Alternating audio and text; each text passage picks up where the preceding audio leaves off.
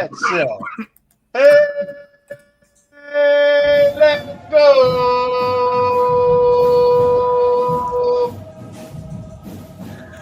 Welcome to another episode of the O&G StrikeZone right here on the Black College Sports Network. It's game week, match week, all that good stuff as the 2025 fall season is finally here. Let's go. Yes, indeed. I'm bleeding. Yes, I'm bleeding. Kelvin Rozier, Marcus Green, I'm Bryan Fulford. Fellas, we made it. We made it. It's here. How you feeling? Are you ready for it? Yes, sir. Yes, sir. Oh, man, just love that. The beautiful sounds of the Marching 100, the HBCU, Band of the Year, National Champions. Somehow people still keep ranking them third, fourth. No respect. Hey, we in New York City right now. Exactly. At the U.S. Open. You know, we're in places. We're in places. Exactly. Let me get the final couple of retweets out. Make sure you guys share the show from your social media platforms as the O&G StrikeZone is live everywhere on YouTube, on Facebook, on Twitter, and on Instagram, whether it be via the Jericho Broadcast Network's Black College Sports Network pages or the O&G StrikeZone. I think we are streaming in all of those good places. Just kind of checking the feeds here. We're live everywhere we need to be. All right, fellas. So what's the latest, man? What's it been like for you the past week? Go ahead, Marcus. Just anticipation was pretty much all I could say. You know, waiting to see. You know, I guess we're on pins and needles waiting for the quarterback, QB1 announcement. But after that, you know, you're just rolling right in, and you could feel the excitement. Yeah, I feel like that whole thing was like waiting on. I can't even find the approach. It was Who shot JR? Yeah, thank you. I was looking. It was like you were waiting on like who shot JR, and that tells you how old we are right there. Yeah. The fact that we can relate it to that. But yes, that's exactly what it felt like. As we were sitting around waiting for this announcement, and you know, we're sending out watch alerts, and I mean, I can't even imagine what Vaughn's phone and email was like during that period of time as he promised, or you know. But anyway, you know, it finally happened. The news came out. We know who QB1 is, and we will get a chance to find out what went into the decision, as none other than the head ball coach himself, James Colzie III, joining the show tonight, 8:30 p.m. So we get a chance to talk to the coach and kind of get a last second to talk to him right before everything kicks off. I'm sure right before the team gets on the road going to South Florida and all that good stuff. So yeah, good times. We also have our Rattler volleyball team getting ready to take the trip to Hampton, VA, where they were participating, opening the season in the Hampton tournament. So the defending unbeaten SWAC volleyball champions, we get to see what the season will be like for this group. Excited about that. And cross-country program led by new head cross-country coach Tamika Kenshin. You know, we'll see if the Rattler cross-country team, you know, finished second last year, first 2 years ago in the SWAC cross-country final. So we'll get to see what that team, that group of runners will get to do. So we thank everybody for coming in, joining us early. Excuse me, hit the thumbs up and the like button. Get it out the way early now. You know you're going to like the show. Appreciate it. We know you're going to like the show. So go ahead and hit it in early. Also, questions that you might have for Coach Colzie. We always look for those. So feel free to, you can send us an email, O&G StrikeZone at gmail.com, or you can drop a super chat in the if you're on the JBN online page, and you can hit us there, and we'll get your questions on with Coach. Do we want to start with shout outs first? Or our other Yeah, let's start with the other. Okay. We lost Marcus there for a second. Yeah. Okay. So give me just a second, because I think we lost Marcus. So I want to make sure Marcus is around. I don't know. He came back, but anyway, we as we get ready to start the upcoming season, Rattler Nation does it with a heavy heart. As we learned, I don't even know if it's been a full 48 hours, maybe 36 hours ago, that FAMU coaching legend, Mickey Clayton, former FAMU women and men's basketball coach, the only coach to win championships in both programs, unexpectedly passed away Monday evening at the age of 70. Had a chance to read a little bit of the article posted last night by Jim Henry via the Tallahassee Democrat, in which there are some nice quotes from former co-workers, former FAMU athletics director Sarah Hill Yates, who actually was the administrator at the time that hired Coach Clayton. Also, some good interviews or comments in there, not only from Coach Colzie, but Claudette Farmer, who was a team captain and a grad assistant. Claudette would go on to be the women's coach as well. Mm-hmm. And that was the time, I think, Farmer, I think when we were on the yard, if I'm not mistaken, right? Claudette Farmer was the head coach about that time. Yes. Yes. Mm-hmm. And, Coach Clayton was an inductee into the FAMU Hall of Fame in 1996, the FAMU Hall of Fame inductee. His tenure included times working in academics, student activities, compliance, and even was an executive director of the Boosters for about a decade. Clayton, a former star basketball player at Merritt Island in the early 1970s, was also a FAMU graduate. He was also, of course, as I mentioned, Clayton guided the women's basketball team to a sweep of the Trans-America Atlantic Conference, which is now the New South Women's Conference, the regular season and tournament titles in 1985 and 1986. He then led the men's team on that improbable run in 1998-9, winning the MEAC tournament. After finishing near the bottom of the regular season, the team found themselves in the tournament and end up earning FAMU basketball's first NCAA tournament bid, where the Rattlers would go on to play eventual national runner-up Duke in the first round.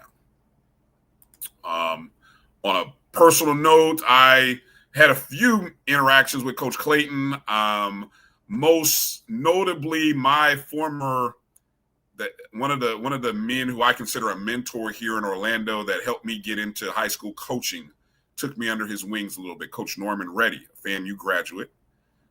He was the head coach for over a decade at Lyman High School in Longwood, Florida. He and Mickey were very, very close friends. And I remember when Coach retired from coaching at Lyman. Coach Clayton was there. Mickey Clayton was there. And so I'll turn it over to you, Kelvin. Being a Tallahassee native, I'm sure your interactions with Coach Clayton go way deeper. Go way deeper than mine. Yeah, Coach has been around as long as I can remember. We had a private small group of about 4 that Coach and a couple other guys. I was the youngest guy in the group, but that we had, and every week, multiple times during the week, we would send things. It was usually centered around athletics. It could be FAMU stuff, but it was also things that were happening in the world, right? So it also included politics and, kind of like barbershop stuff. And we would just send these articles, and sometimes we would commenting on them in the group. So for me, it was just a gem of treasure to hear some of the more seasoned rattlers who were part of that group, to just kind of stay in contact with each other and to be inspired and encouraged, man. Some really deep stuff would come out of that, man. So I really appreciated that. And then of course he was doing the podcast stuff. I would watch some of the Rutgers High School athletic events that his media company would show on the internet, YouTube channel, and he would always send out reminders and notifications of his podcast also. So he was still very active and doing a lot. So it did kind of catch us by surprise. Condolences to his wife Barbara and his daughters.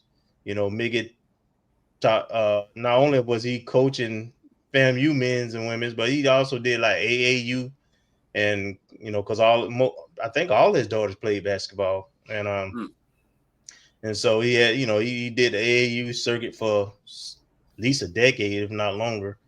So he was a pillar of the community, and this does hit different, and rest in peace. Yeah. VM Matt said Coach Clayton had the women's games more packed than the men's game back in Gaither. Gaither was packed and fire. Rest in peace, Coach, and condolences to the family. Thank you for those thoughts, VM Matt. Marcus, any comments or any thoughts you want to add there about Coach Clayton? Just to echo what Kelvin said, pillar of FAMU community, legend, and, leader of men and women across his tenure, not only at FAMU, but out in the community. So he'll definitely be missed. Yeah, definitely will. Again, as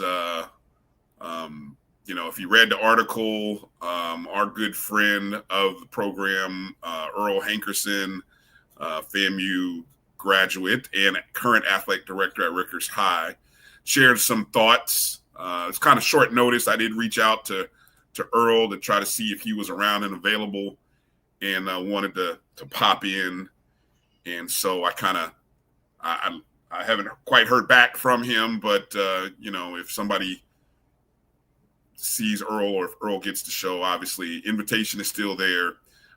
We'll definitely have some time at the top of hour 2. So, and if not this week, maybe next week as well. And as we learn more information about homecoming services for Coach Clayton, we will share them, whether it be our social media retweets or something like that. We'll make sure to share that. I thought since what we'll do now is we'll kind of take a moment of silence, guys, go to break, come back, and kind of get into segment 2 a little bit early. And then when Coach James Colzie joins us, we'll kind of transition from shout outs and things like that to Coach Colzie. So again, on behalf of the O&G StrikeZone, Black College Sports Network, we send our prayers and condolences to the family, friends, former players, coaches of Coach Mickey Clayton. Rest in peace, Rattler.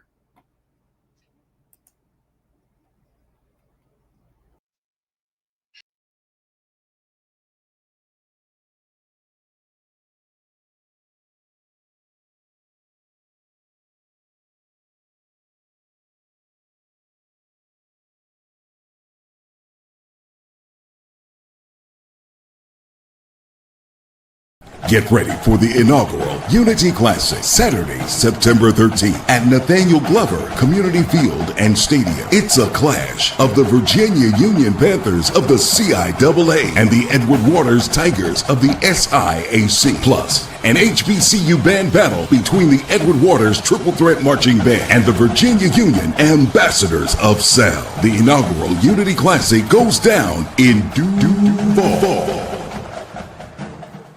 This is Bryan Fulford. AD Drew and I are co-hosts of the BCSN Sports Wrap. We talk about all things related to HBCU athletics. From the games, teams, coaches, and fan interest stories, we cover it all. You can find our shows on Facebook at BCSN Sports Wrap, YouTube at MyJBN Online, and everywhere you listen to podcasts like Anchor, Spotify, Google, and Apple Podcasts. You can also find the show on the Jericho Broadcast Network's app.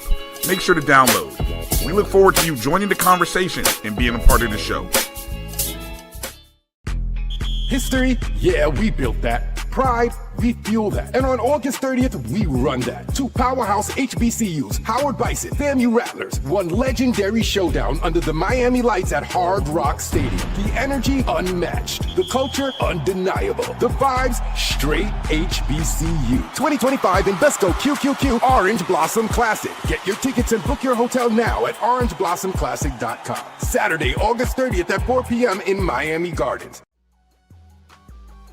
This is the Dean of the College of HBCU Sports, Kenyatta Cavill of Dr. Cavill's Inside the HBCU Sports Lab with Mike Washington and Charles Bishop. Come mix it up in the lab where the course lecture is in session every Tuesday from 6 o'clock p.m. Central Standard Time on Facebook Live, YouTube Spreaker, or the BCSN app. As we discuss all things about the HBCU sports culture, including exploring the week that was in the sporting HBCU diaspora, as well as the upcoming week of HBCU sports. With me, the Dean, the College of HBCU Sports, on Dr. Cavill's Inside the HBCU Sports Lab with Mike Washington and Charles Bishop. Course lecture dismissed. Football fans, HBCU football is back in the ATL with the Cricket MEAC SWAC Challenge Kickoff. Representing the MEAC, North Carolina Central, and representing the SWAC, Southern Eagles, Jaguars, the Marching Sound Machine, the Human Jukebox. The kickoff trophy is up for grabs, and bragging rights are on the line. The rivalry is real. Bring the family and join us pre-game for the fun-filled Coca-Cola fan experience, including band jamborees, food, activations, and fellowship. For tickets and information, visit MEACSWACChallenge.com.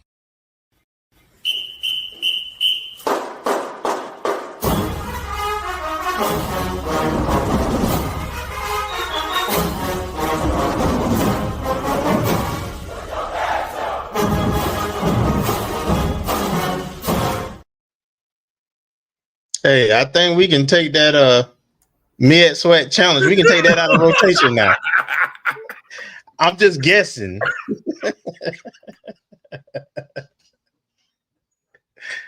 I knew your ass was going to you were going to jump in there before I even got a chance to come with anything witty. I knew you were going to jump in there first. I was going to say, is there really a rivalry now? What rivalry? Just like the West, to mess up the streak, right? A 3-game SWAC winning streak messed up by the SWAC West. Good God. Well, what I would say is the game played out ultimately kind of like I thought it would. I thought it would be closer, but we kind of knew that Central had experienced line, had the experienced quarterback, and given the history of last year, it was a good chance. They were going to be the favorites and probably win this game. You got to remember, at halftime, it was still 17-15 even though it felt bigger because Central really had dominated. They turned the ball over a couple of times deep in territory, and that's how Southern played. So Southern find ways to keep teams in, keep themselves in the games and pull that out at the end. Well, the third quarter got away from them, and they weren't able to do that. But and so the SWAC went down. So we're the defending MEAC champions. So we'll redeem the SWAC starting this Saturday. Central was anywhere from a not, and I pointed this out, 9.5 favorite. The computer rankings had them as a 9.5 point favorite. The opening line was like 9.5. I think it jumped to maybe about 10.5 by game time. Look, I mean, you heard the background story. The Southern quarterback apparently missed the bus. Some old crisscross song, and got benched. It was kind of interesting watching how that played out. But you almost were like, oh, they don't need him. Look at Southern breaking off big plays, and then they kind of shot themselves in the foot. But I thought it was a surgical performance by North Carolina Central. It's hard to look at them, and I guess from our perspective, I mean, two opponents who we'll see so early in the season. I don't know. Yeah. I don't know if we can really say we learned anything about either team, because as much as I could sort of criticize maybe I'll tell you the one thing learn the people who, and there were a few people who knew that Central had a running back that would replace Jamari Taylor. Yeah, Central has a running back, and that dude is for real. And so, okay, and you know what? Southern's got a running back too. The little dude. If you ask me, yeah. So the big guy as well as the Holly. What is his name? Yeah. So we'll wait and see down the road as both teams have to turn around and play. I think Central is at home to open up week 1 against New Hampshire. Right. And Southern travels to Valley. Debut for Coach Terrell Buckley. Took me a second to remember the name. Terrell Buckley. So we'll get into that. Shout outs. Let's quickly go through some shout outs and say hello to the family that jumped in early. Of course, you can always support the show via the Cash App, my JBM, my BCSN. You could hit the square right there and donate. You could also leave a super chat. Maybe you got a question that you want us to get in with Coach Colzie. Go ahead and drop a super chat, and I will make sure we jump your question to the line within reason. Anyway, what up, Jimmy Mack? Good to see you first in. Good to see you, Jimmy Mack. I promise those tickets are coming. I know there's a little angst and anxiety, but they're coming. Promise. Ken checking in. Good to see you, Ken. Good to see you. Kelvin as well, always early. Melissa Wilson checking in. Good to see you, Melissa. Meredith as well, JBN subscriber. Thank you, Meredith. Always good to see you.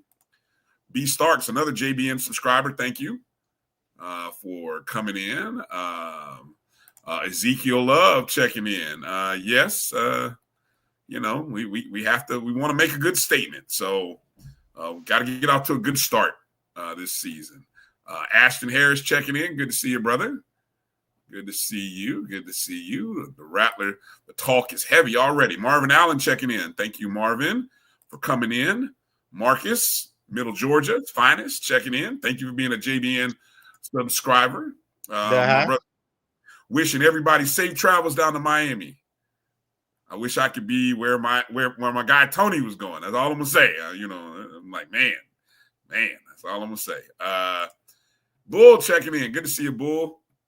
Thank you for coming in. Makiba West, good to see you. Thank you for coming in. Chuck Hunt, Nashville, Tennessee.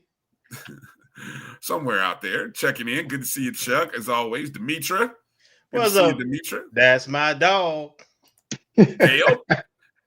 Gail checking in. Good to see you, Gail. What's up, Gail? Thank you for being a JBN subscriber. Mary 305. Hey, Auntie. Yeah, where is it? Where do we need to be this weekend, Mary? Where do we need to be? You know, the 305. You gotta let us know. Me and Kelvin will be there with some of the BCSN. So make sure to come find us. Come find us, Mary, and let us know where you be. Let us know where we need to be. Put it like that. Let me see. Carrie Daniels in the house. Good to see you, Carrie. Little baby checking in. Good to see you, little baby. Big little baby. Bull making predictions already. Is it that time of the year? We got to make predictions, huh? That's right. All right. Put it on wax. Got to put it on wax. What up, hello? Hello. Duval in the house. Carrie Daniels, good to see you. Iria Young checking in. What's up, Iria? Good to see you. Sweet.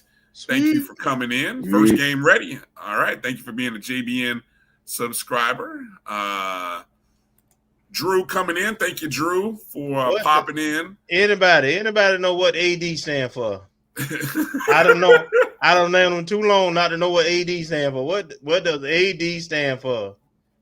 Antoine? You're funny. You are funny. Let's see. Ooh, JT checking in from Barcelona. Okay. Yeah, love that. You fancy, huh? Yeah, fancy, huh? Checking in. What time? Let me see. What time is it there? If it's I think about 8 hours, 8 or 9 hours. I was gonna say that's 2-3 in the morning, JT. Good Lord, man. But appreciate that, bro.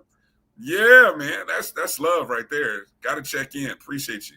Hitman 1887 checking in from Charleston, South Carolina. Good to see you. Thank you for coming in.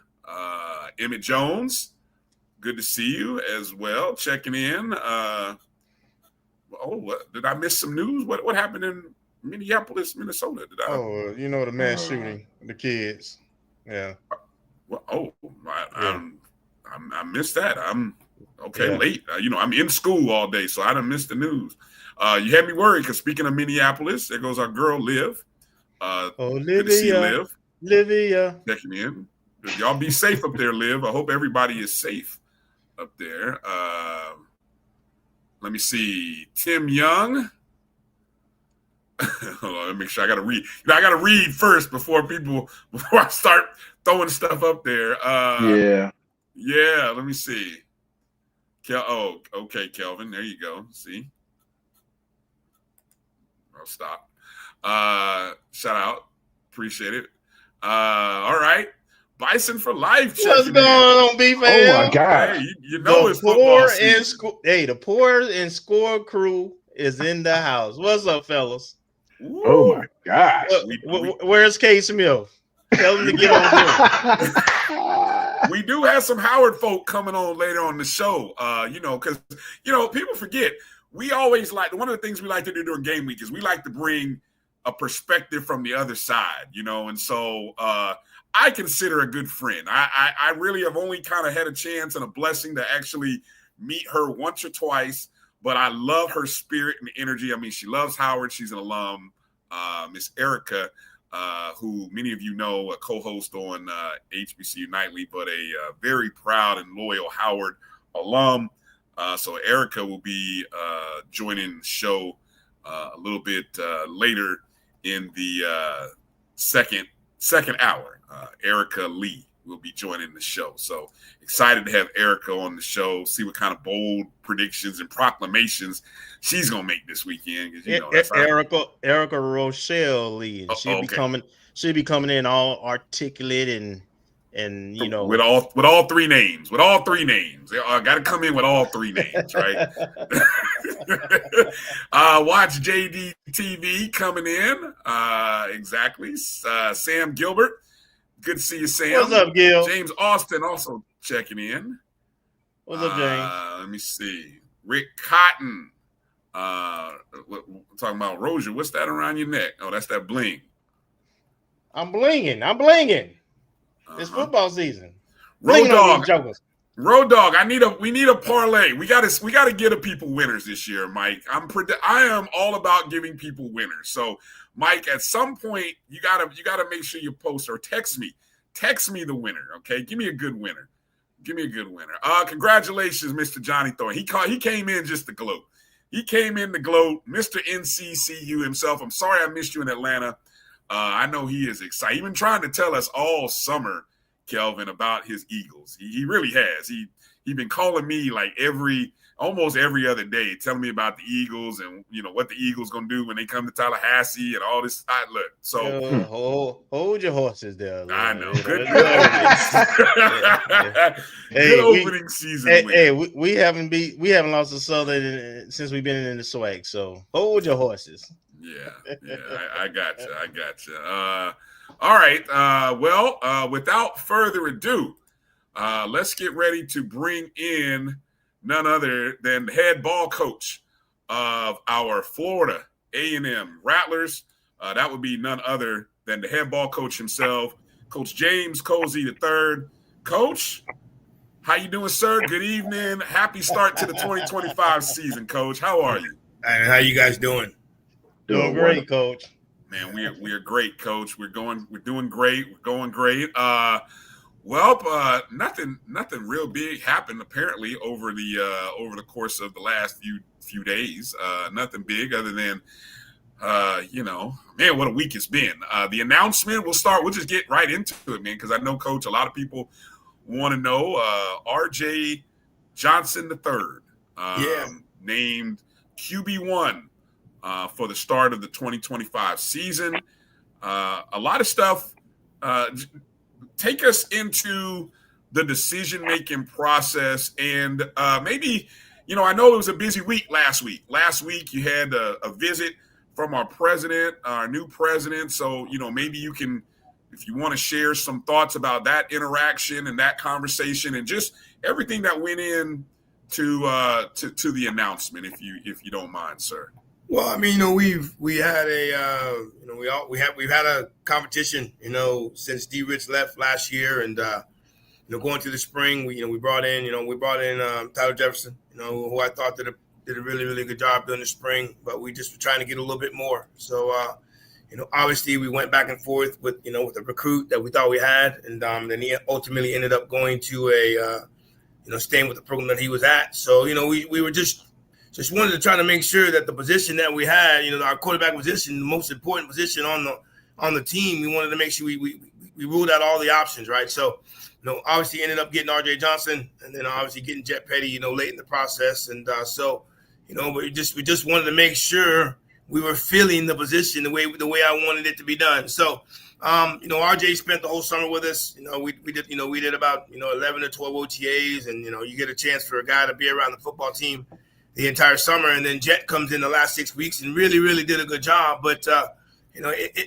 last year, we were going back and forth, right? We had one day, D. Rich would go, then another day, Junior would go, and then D. Rich would go, and then Junior would go, and we waited to about maybe that Wednesday or Thursday of the game week to decide who the starting quarterback was going to be. Well, just thought it was important to get it done a little earlier. Allow whoever our quarterback was going to be to get an entire week of being with the ones and working on rhythm and working on with the quarterbacks, working with the receivers and the running backs and the offensive line, so they can get used to hearing the voice that they would be hearing on Saturday. So made the decision, but on Wednesday, we were supposed to make the decision at the 220 Club, and then the president came, and she wanted to spend some time with me and the football team, and she was out there in practice, and so normally when we practice, I get a chance to watch practice afterwards, but we were swamped with that, and so then I had some stuff that I needed to do with her. She wanted to see the building. She wanted to see where we were working every single day. And she had her opinions on what she thought, and obviously she wants to make sure she helps us as much as she can. So it just delayed a couple things, and then since I didn't make any announcement, then we went back to the rotation of allowing on Thursday, Jet to go with the ones, and then we went back on Friday to allow RJ to go back with the ones, and and then I think after our Saturday scrimmage we had made the decision. But just throughout the process, I wanted to make sure both guys got the opportunity to earn the spot, and for the most part, RJ did a much better job, but Jet put up a good fight as well. Let me ask one quick follow-up here, Kelvin, before I toss it over. What are some of the characteristics that you see in RJ that that gives not just you, Coach Burris, the coaching staff confidence, but his teammates? What are some of those characteristics that you see in RJ?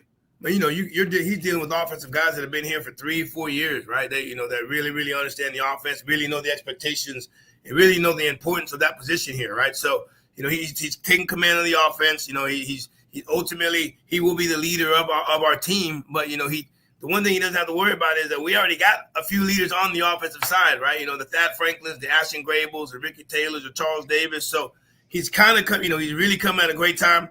We got a very, very talented group, but when he throws the ball now, he throws well. And I was talking to somebody I was talking to the 220 Club this afternoon about the type of player he was. He was the starting quarterback at Westlake High School in Atlanta, Georgia, as a 9th grader. And if a guy can do that, and as talented as those high school teams he's been on, and taking those teams to state finals and state playoffs, right? So he's that's why Toledo ended up signing him, right? So. But he wanted to play. He thought that the quarterback that was ahead of him was going to go, was going to leave.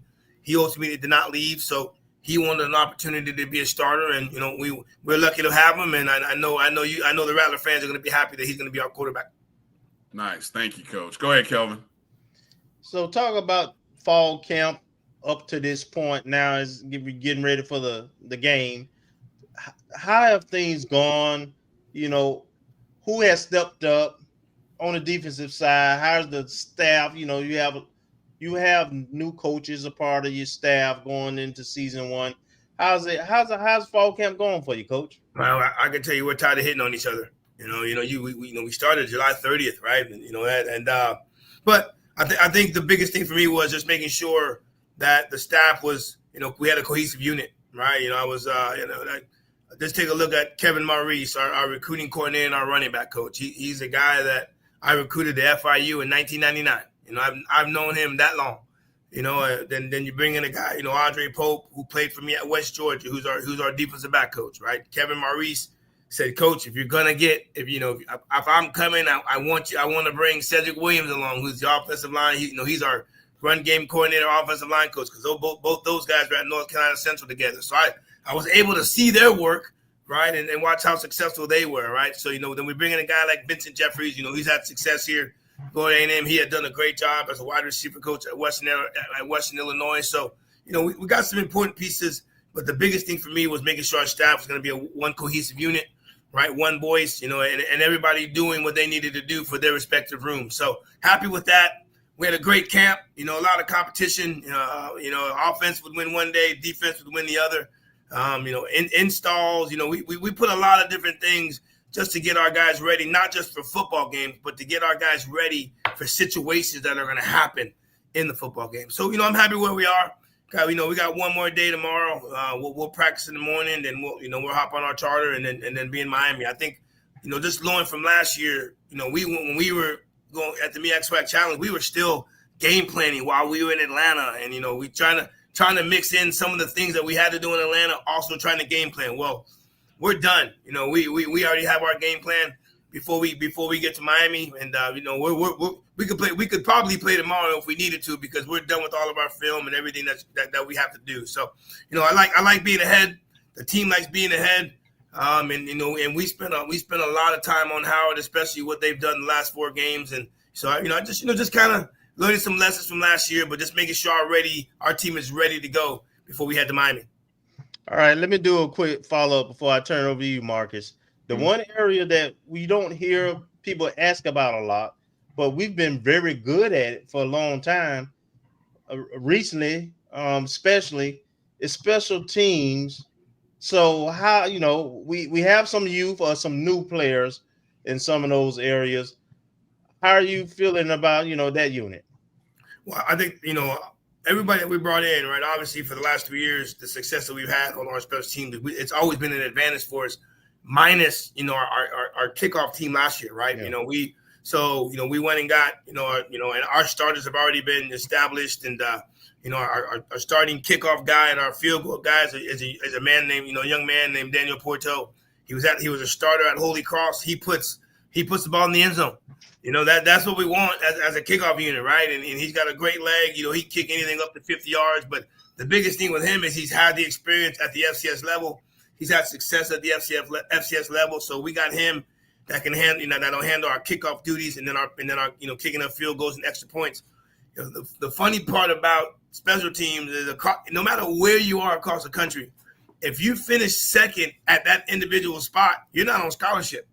So we've been blessed, especially this year where we got a young man, Bobby Inksler, who finished second at Arkansas State, and he has an amazing foot. I mean, he's from Tallahassee. We were lucky to get him, and people say, hey, where'd you get this guy? What kind of recruiting job did you do? None. The kid's from Tallahassee. He kicked at Florida High. He just had, he had a great leg and ended up going to a Division I school, but again, wants the opportunity. And then our long snapper, we brought Jack Carson Wentz, a young man who started at Michigan State. So he's with us, and so we've upgraded. I just not just offensively and defensively, we had some work to do, and we know in the SWAC conference how important special teams can be. That could flip a game, at any time. And then on top of that, our returners, our kickoff returner, Kanoi Wiltshire, who was he was at Illinois. He'll handle our kickoff returns along with Jamal Haley, who was at Western Michigan. And then our punt returner will be Jalen Rogers, and we nickname him Speedy because he's really, really slow.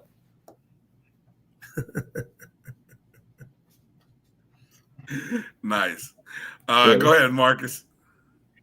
Hey, Coach. Thanks for coming on. I had a chance to listen to your commentary at the 220 QB Club. I'm the Eddie Jackson 220 QB Club. And you mentioned having scouted Howard the last 4 games last year.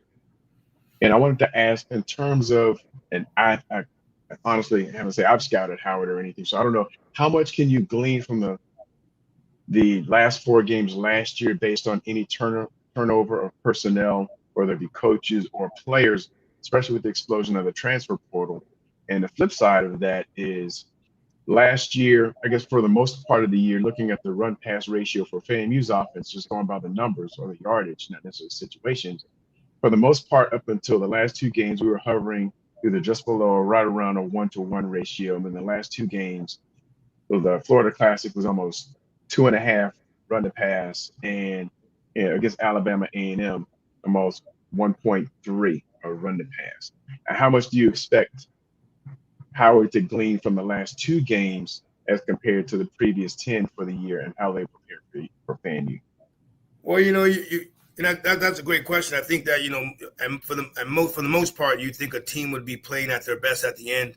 They don't save anything. You early in the year, you're trying to build what you want to build on once you get to the end, right? So, their last 4 games, they played Morgan State, they played Delaware State, they played North Carolina Central, and then they played South Carolina State. Obviously, 4 conference games for them. So they were gonna, whatever they were gonna do on offense and whatever they're gonna do on defense, they were gonna do it, right? So we got a chance to watch those last 4 games, and Coach Scott's been there. He's been there. He's been there as far as what his philosophy is gonna be. He calls the plays on the offensive side. So. He wants to run the ball, right? He wants to control the clock and then play great defense. So that's been his philosophy, not just the last 4 games. That's been his tenure while he's been at Howard, right? And obviously got a chance to watch them. We played against each other, and that kind of held true when we played them that year. So we just look at what what the personnel looks like. There's so many things that we can watch on television. We can there's a quarterback that we think may play. We can pull up what he did at his previous institution. So there's just so many different ways to look at people, right? So, the hard part isn't really gathering information. It's just, what do you do with all this information once it's in front of you, right? So, but he's got a philosophy, and again, it's been what Howard's been about, throughout his tenure. So hopefully that's what he does, right? He may change some things, but the success that he's had is running the football, playing great defense, being disciplined, controlling the clock, and then if he keeps it close, right, he likes their chances, right? So and I feel the same exact way. We got to do the same. We got to run the ball. We got to run the ball. We got to stop the run. Take care of the turnover margin, and obviously it's the first game of the year. Somebody's going to make a major mistake. You just hope that it's not us. Thank you, Coach. Coach, this is the first Well, at least while at FAMU, where you're going to be the defensive coordinator as well. You know, among all the responsibilities. Is that correct? I mean, are you? Well, you know, our defensive coordinator is Coach Kenwick Thompson. He's done a great job. We I've kind of got myself engulfed a little bit more with the defense than last year, and I will be calling the plays, but it's been a big defensive effort, a complete defensive effort. You know, I added a defensive end coach. You know, Coach Kenwick Thompson, like I said, he's our defensive coordinator and coaches our linebackers. But yes, I'll be making the calls. But trust me, I'll have a lot of people in my ear making suggestions. But Coach Kenwick and I will both be on the sidelines. Coach Kenwick won't be giving the signals, but him and I will be going hand in hand as far as what we want to call. But at the end of the day, yes, I will be making the calls. This upcoming Saturday.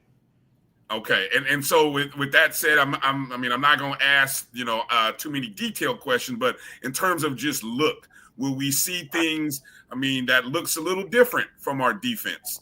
Well, our presentation will be a little bit different. We have a philosophy of what we want to maintain, but for us, we want to get you in third down, right? We get you in third down and long, and that's been the mainstay for us. And that's just not necessarily last year, but my first 2 years here, we get you in third down. It gives us an opportunity to do a lot of different things. So that's what we want to get to. We got a much faster team. The biggest thing for us defensively, we needed to make sure we took care of our middle, and I think we've done that at the interior defensive line positions, at the linebacker positions, and I love the way our safeties play from sideline to sideline. So, we have the ability to do some different things on defense, primarily because of the talent that we now have on our defensive side. We were lacking a little bit, but we're fast. We're a lot faster. We're a lot bigger. And then if we get you on third down and long, I really, really like our chances. Love to hear it. I think people will be excited to know that the dark clouds are ready to roll back over that field again this year. Me too. Me too. Me too. Go ahead, Kelvin. Go ahead. You're on mute, Kay. Coach, you're going back home. You have a lot of players who are from that area. Looking at the Howard squad, they have quite a few Floridians and South Floridians specifically on their squad also. How do you keep temperament, emotions in check, and folks lock in on the game plan? How do you help your team do that? Well, I think we when we get there, we give the opportunity for the families to come to the hotel, right? So, there's nobody that has to try to sneak out or try to see anybody. We're going to give them an hour or two each night to spend time with their families, right? So just so they can get that opportunity. We do have some things that we got to do football-wise, but, we'll do some things team-wise. But, we're sitting at about 25 to 30 guys that are from the South Florida area, and their families, we give them that opportunity to spend some time with them. They know it's a business trip. They understand it's a business trip, but I know they'll cherish that time being with mom, dad, auntie, grandmother, during the time frame that we have. So the temperament's fine. They understand the trip. We're going to bring 76 guys that are all going to be ready to play. So there's, they understand the assignment. They know where we're going to be, and they understand what's at stake, right? We're going to play a good football team. Therefore, we got to play a good football game. And that means making sure we're 100% focused in what we need to do. Coach, you kind of hinted to this, but, I'm not going to try to get too much into the weeds, but I believe you'll be able to read this question. So we had a QB battle, QB1 emerged. How close was that battle? And is there any game plan for anybody else? Well, I didn't want to name a quarterback and then pull him, right? I think ultimately RJ earned the job. But at the same time, right, we got to make sure if Jed has to play, that he's ready to go. So, we did, as opposed to, let's just say we're getting 12 snaps, the starter would get all 12. We didn't do that, right? We kind of, we gave RJ 8 or 9 for this rack and then let Jed get some 3 plays out of that, right, with the 1. So, we ultimately, I did not want to fall victim to what happened against us with Prairie View, right? We lost D. Rich early in the game, and then we didn't necessarily have any answers, for it, right? So, am I comfortable if something happens, knock on wood, but, I'm comfortable if Jed has to come to the game because he's done a really, really good job when his number has been called. But, I didn't want to name a guy and then give him a quarter. Yeah. I want to make sure he has full trust in me. I think he's going to do a very, very good job, and he's going to surprise a lot of folks with what he does. You know, people don't really realize it's about the weapons around them. You know, and we got great running backs, we got great wide receivers. You know, we got a great tight end, Miles Campbell, who's going to do some really, really good things. So, you know, we can keep him upright, then allow him to make throws and get it to the ball to our 7 or 8 wide receivers. You know, RJ will have a great game. If he's not upright and, you know, they're pressuring him all over the place. Hell, Tom Brady even had a bad game when he got pressured, right? So, you you got to keep him upright and allow him to make good decisions. I trust everything that Coach Burris is doing on the offensive side. You know, we've talked, and I like what we're going to do game plan wise. And so, you know, I think we got a good plan for him. But, you know, hell, we won't know till Saturday around 4:30 or 5 o'clock how good the plan was. How good the plan is. Right. Go ahead, Marcus. Coach, I wanted to ask, and I guess one of the other questions, maybe the second most prominent question that you've been asked, is probably about the defense. And I know Bryan touched on it a little bit earlier, but I wanted to ask, if you look back at 2023, of course, the championship season, and the total defense was top 5, actually, let's say number 1 or number 2 in all of FCS. Comparing last year, even though there were some noted deficiencies, is it fair or unfair to compare the numbers or the defense versus a championship level defense that had under 260, almost 260 yards per game average? And to what degree have the scheme changes and the personnel changes look to get at least approaching that compared to 2024? You know, obviously being a part of that staff and watching those guys fly around, and that was a special group.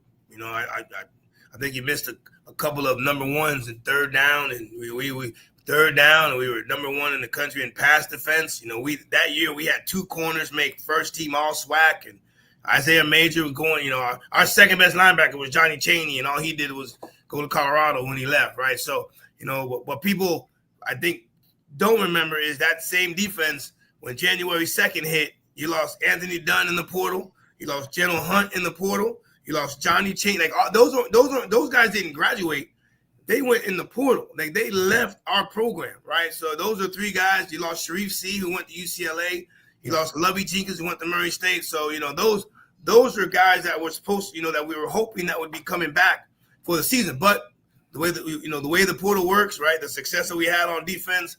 A lot of those guys were plugged away, right? So, you know, there's no comparison. You know, if you look at the numbers and what we had in 23 compared to what we had in 24, that, you know, you could just tell that just stat wise, you know, we all saw it, right? You know, so for us, the important thing for me was making sure we got back to how great we were. We were great because we were big up front.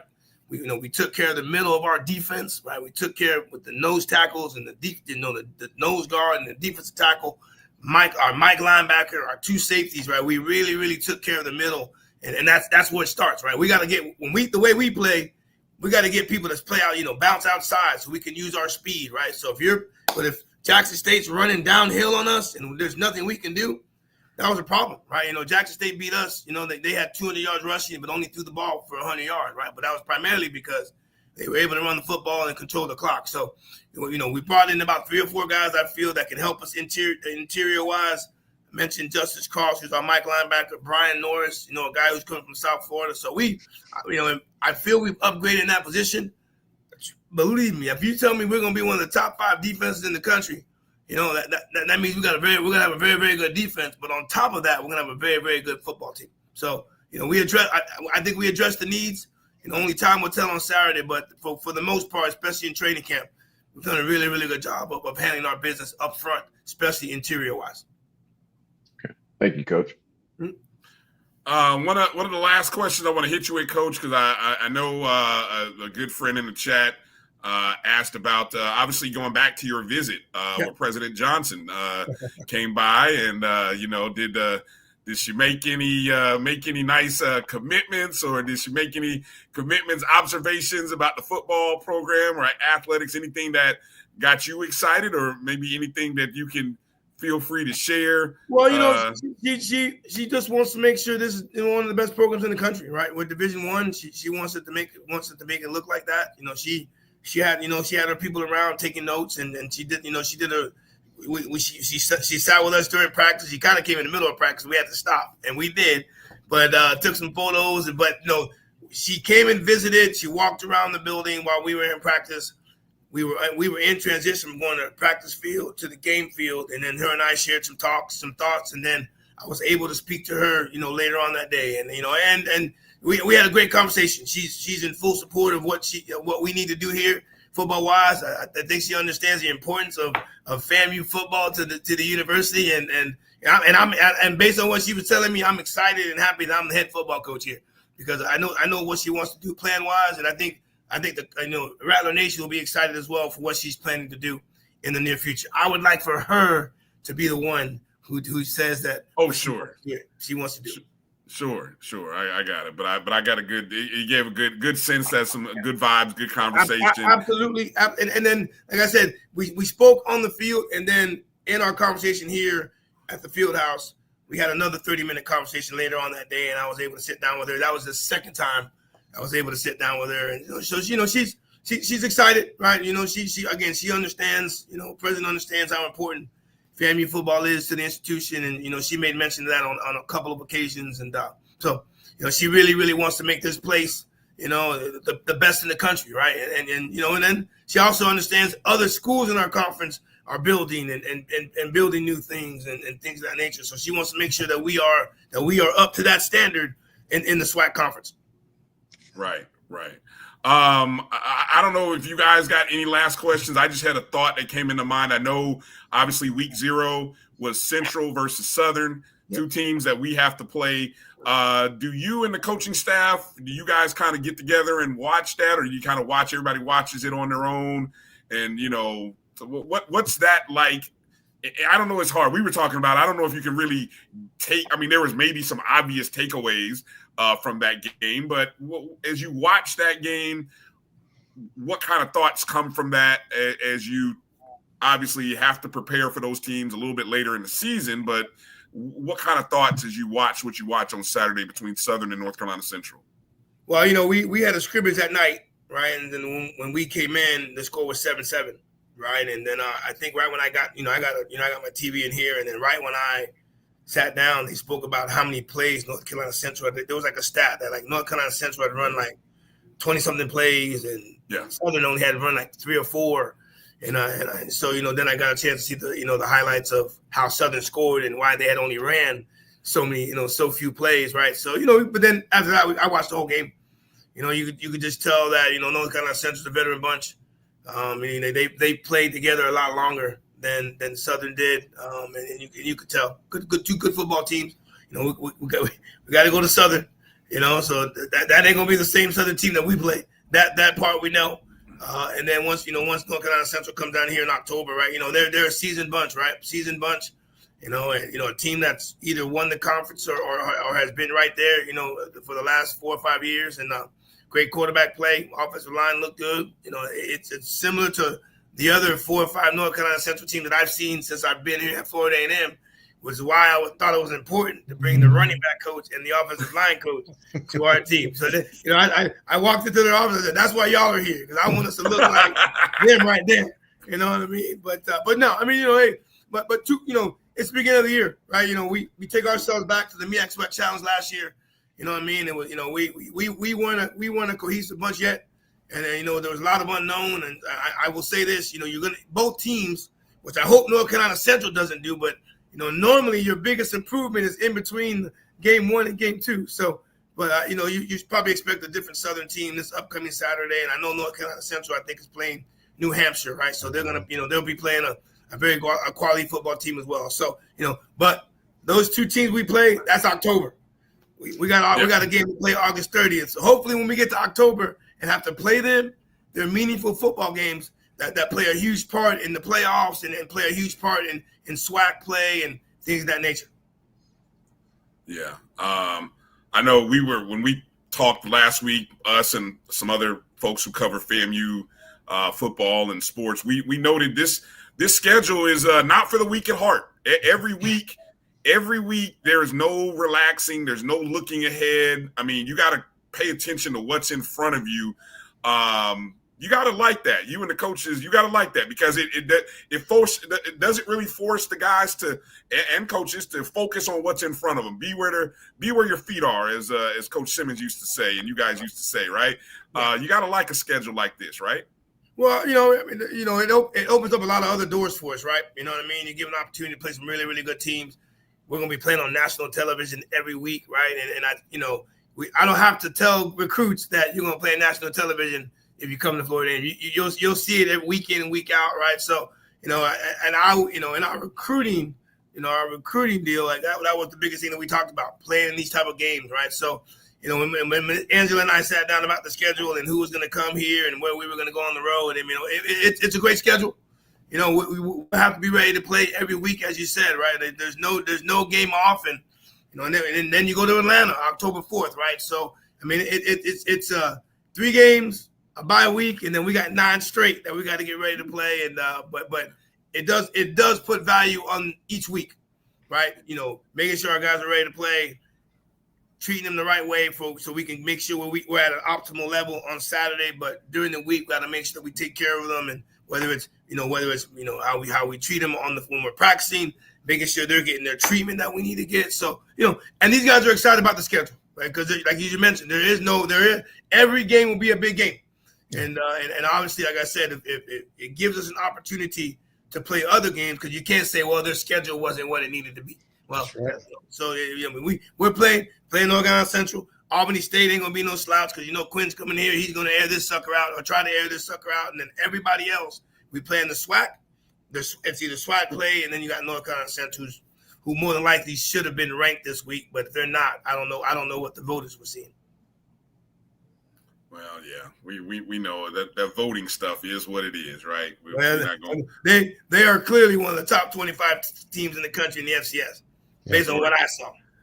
No doubt. Any last questions you want to get in there, Kelvin or Marcus, here before we let Coach go? He's a busy man. We always appreciate him taking some time out with us tonight. I always got time for y'all. Appreciate it. No, Coach. He done been on all kind of media talks on the media all day today, right? So I kind of got worried about some of his schedule. And Coach, all I would say is I'll meet you in Miami, and I'm looking forward, and I'm excited for this upcoming season. Good luck to you and the team. Hey, appreciate you guys, man. Safe travels. All 3 of you guys going to be down in South Florida. All right. 2 out of 3. 2 out of 3. 2 out of 3. 2 out of 3. And I'll say, where's the spot we need to go, Coach? Give us a spot. Where's the spot we need to go when we head down to South Florida? Give us a spot. This is Miami. I know it's hard question. I gotta get off site and ask you what you're looking for. I got you. There's a lot. There's a lot of food. Let's keep the food, Coach. Food. Good food. What kind of food? Spanish food, Jamaican food. Oh Lord, even more options. You're right. There's not really a bad place. From where we are, I would say take a venture into Wynwood. That's a really, really good spot. That used to be Overtown, right? And they kind of they got a lot of great food there, and it's over there, but it's close to Bayside, so. Y'all know Miami. I ain't telling y'all. Yeah. Y'all know Miami. Y'all have been there enough to know where to go. Yes, sir. But yes, there's a lot of places. Okay. All right. Well, hey, Coach, we thank you for your time again. Much safe travels to you and the team. We look forward to the start of the season. We're excited, man. Let's last time we opened the season down in South Florida, boy, About beat Kelvin upside the head right out the bat, before he even got seated. Look at this. I hope he goes well. We got the guy back there has the capability to do it. Yeah, both of them, and I want me personally. I want to win the football game, obviously, but I want to make sure we play a clean game. Yeah, and and just something that we can build on, right? And I think we have the opportunity to do that. But I think we got a good football team. And there's been a lot of work put into this thing since we got done, not just by me, but support staff, coaching staff, GAs, QCs, director of football operations. A lot of work has been put into this thing, and hopefully we're able to show that Saturday. All right. Appreciate you, Coach. Thanks for your time tonight. You, Coach. God bless. Godspeed. Great health, and let's have a great clean game for the Rattlers on Saturday. Same here, man. And you guys safe travels as well. Hopefully, I get a chance to see you guys on Saturday. You will. Yes, sir. Take care, guys. Take care, Coach. Appreciate y'all. All right, ladies and gentlemen, Coach James Colzie III, right there. Always a good time talking to Coach. Glad we could get him in and talk with him. Appreciate you guys with some questions and some thoughts in the chats. We'll take a break, come back, kind of do maybe a little recap, maybe any kind of thoughts, any takeaways from the conversation with Coach. Maybe get ourselves squared away, let you guys know again what's happening with cross country and volleyball starting their season this weekend. More talk coming up as the 2025 season is 2 days, 18 hours, 49 minutes, and tick, tick, tick seconds away from starting, kicking off down in Miami Gardens, Florida on Saturday afternoon, 4 p.m. on ESPNU. That's ESPNU, okay? Or if you have the ESPN Plus app, I'm sure you can get it as well. So stay tuned. We'll be right back. You're watching the O&G Strike Zone right here on the Black College Sports Network. We'll be back in just a moment.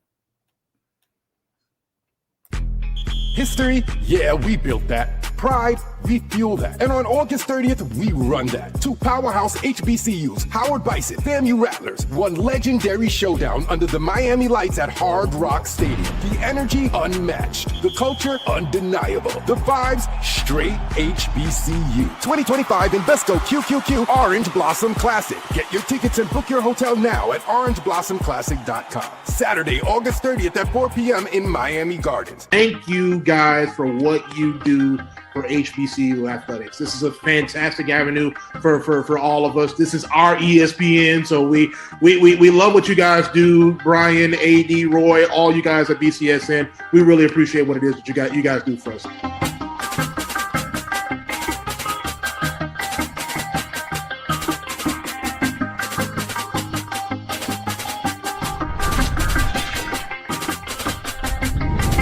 Football fans, HBCU football is back in the ATL with the Cricket MEAC SWAC Challenge Kickoff. Representing the MEAC, North Carolina Central, and representing the SWAC, Southern, Eagles, Jaguars, the Marching Sound Machine, the Human Jukebox. The kickoff trophy is up for grabs, and bragging rights are on the line. The rivalry is real. Bring the family and join us pre-game for the fun-filled Coca-Cola fan experience, including band jamborees, food, activations, and fellowship. For tickets and information, visit MEACSWACTalents.com. As technology continues to bring changes to the world of education, it's time we also reimagine teacher professional development. Gone are the days of one-size-fits-all learning that can only be accessed at a specific time and place. The Stride PD Center is an on-demand library of mobile-friendly courses that allow educators to learn anytime and anywhere. Our dynamic courses provide bite-sized learning and help educators advance their knowledge while also gaining professional development hours. The best professional development plans are those that include a level of flexibility and choice for educators. Whether you're a teacher, school, or district, visit us today to take charge of your learning. Get ready for the inaugural Unity Classic, Saturday, September 13th at Nathaniel Glover Community Field and Stadium. It's a clash of the Virginia Union Panthers of the CIAA and the Edward Waters Tigers of the SIAC. Plus, an HBCU band battle between the Edward Waters Triple Threat Marching Band and the Virginia Union Ambassadors of Sound. The inaugural Unity Classic goes down in fall.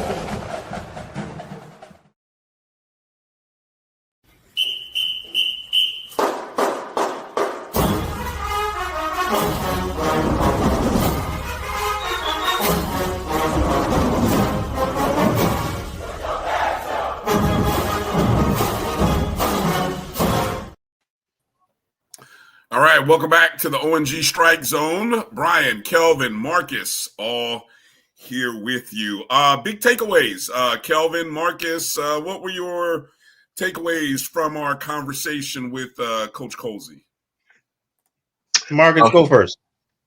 I would say I think Coach Colzie, trusted his eyes and more than likely heard from the fan base, but I'm more likely I'll put it on his eyes, and he addressed the issues that most concerned everyone in terms of run defense. And well, we'll see about the turnovers, but I think a lot of the emphasis, a lot of the mantras that we've seen coming out of camp and even before that was around details and discipline.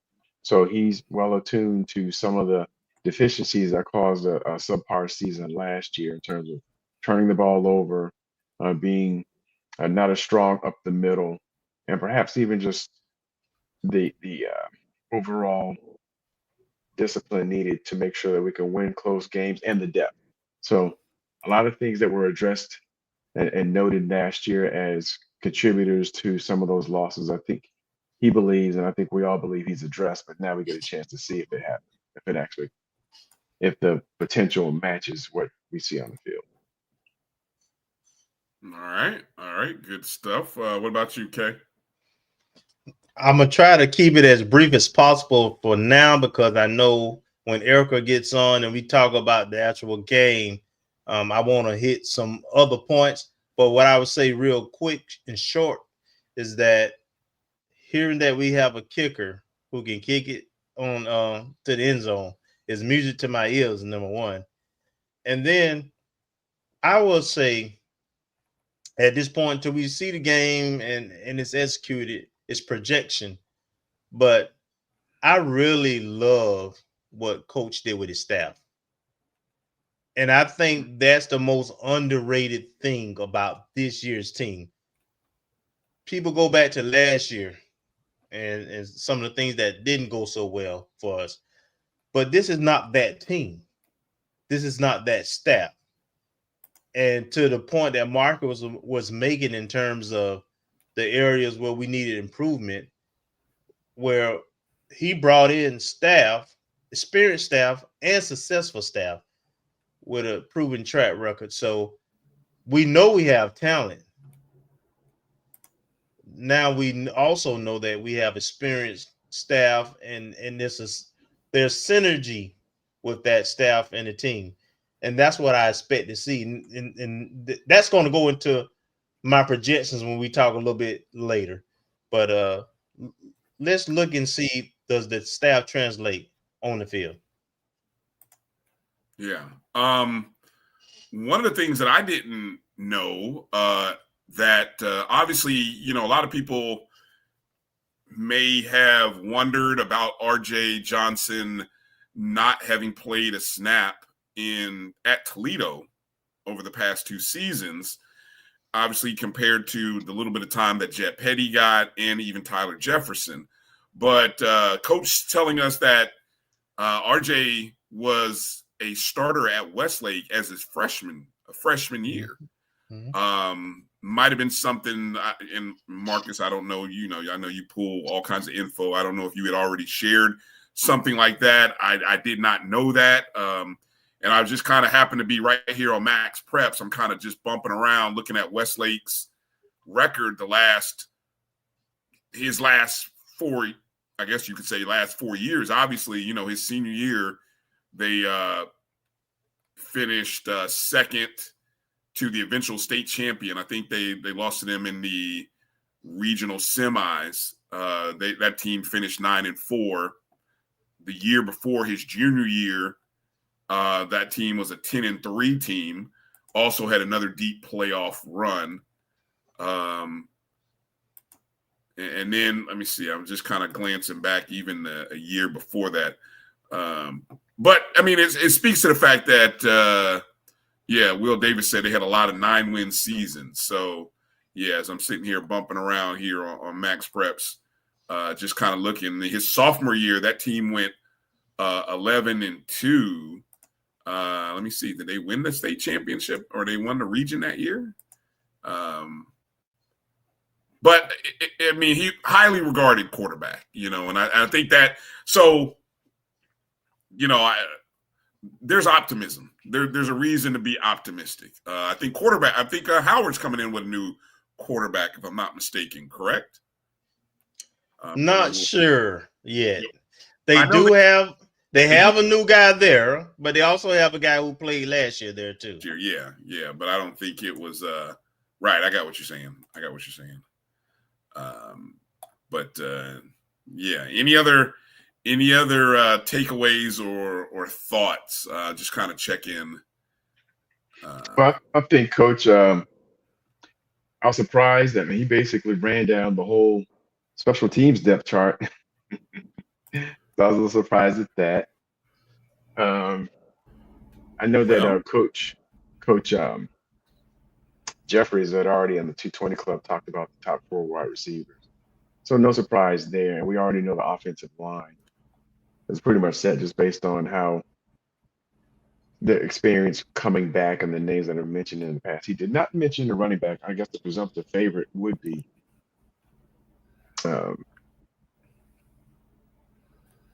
Eden James. Yes. For Howard, yeah. Well, he's coming home, so to speak. No, I'm talking about for us. Oh, for us. Oh, okay. I'm sorry. Okay. There's nothing to discuss. Stat Franklin. Yeah, Stat Franklin. I mean, shit. I mean, I'm curious to see. Yeah, I'm curious to see the rotation. Because you have I just want to see skills. That run, Thad, run. That's all I want to see. I'm gonna give me a hat that say "Run, Thad, run." That, whatever. Give Thad the ball and get out the way. You got a horse. Of course, Bo's going. They've got a game plan for all three because there is a speed back that I think gonna be a big change of pace. That and that's in this Florida heat about third, fourth quarter. That folks gonna get tired of chasing. That speed, I think our speed gonna really show up in the third and fourth quarter. Along with our conditioning. What's the weather report? What's the weather report for Saturday afternoon? I heard it's supposed to be a shower. It is supposed to be a shower. Florida. Yeah. Okay. Around game time. All right. Well, hopefully it's nothing too restrictive. Tony asked a question here. We spoke about talent. What would be our opinion on a person's talent versus game experience? How do you measure talent versus game experience? Great question. This is college. You're gonna always have some inexperience because guys leave every year. I think we have. I already on record saying I think we have the right mix. We built from the middle. Coach mentioned those linebackers. They seniors and grad students. He mentioned the D line and the offensive line. They are seniors and grad students. We are talented and experienced. Even in looking at our top 2 running backs, talent and experience. Even looking at the wideouts, our top 4. Most were here last year, and we added to that. So, that's why he made the comment about the quarterback. This is like a great timing for if you're going to break in a new quarterback now. And the biggest wild card for the quarterback position for me is not just, taking care of the ball. I think the biggest wild card for quarterback at FAMU, because we just haven't had it, is the dual threat ability. Yeah. I'm really interested to see how that helps or hinders the defense and or our offense. Mm-hmm. Can I pivot for a second to just make sure we give a mention to our women's cross country team opening up their 2025 season this weekend, Friday, at the North Florida Cross Country Invitational in Jacksonville. The Rattlers will have a squad of 8 runners competing, including some returners that many of us have heard before that have made their names well known in SWAC competition, like Tara Burt, Nia Coleman, Alicia Douglas, Kristen Prather, Jillian Salmon, as well as some newcomers, Sharice Cope, Leandra Farrell, and Tamaja Scriven. And I hope I said your names right, ladies, or any parents that are watching. I hope I did my best with the names. The Invitational will feature a competitive field of programs from around the Southeast. So it's a good early test for FAMU. The women's 5K is scheduled to begin at Cecil Field. So it's on Friday. I don't know first time. I don't know if they're running in the mornings or how that works, but if any of you are so inclined in the Jacksonville area and want to get out and go support women's cross country under new head coach Tamika Kinchin, make sure you guys do that. And the volleyball regular season opens as well this weekend. Appreciate, hopefully you guys got a chance to catch Coach Gokhan on the show. I believe it was a couple of weeks ago when we had Coach on the show. So hopefully you got a chance to watch that. And the team, by the way, how did we do on Sunday? Any reports? I was there.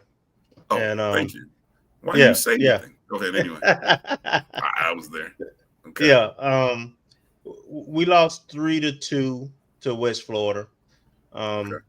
But we didn't play our normal rotation. Coach was kind of looking for how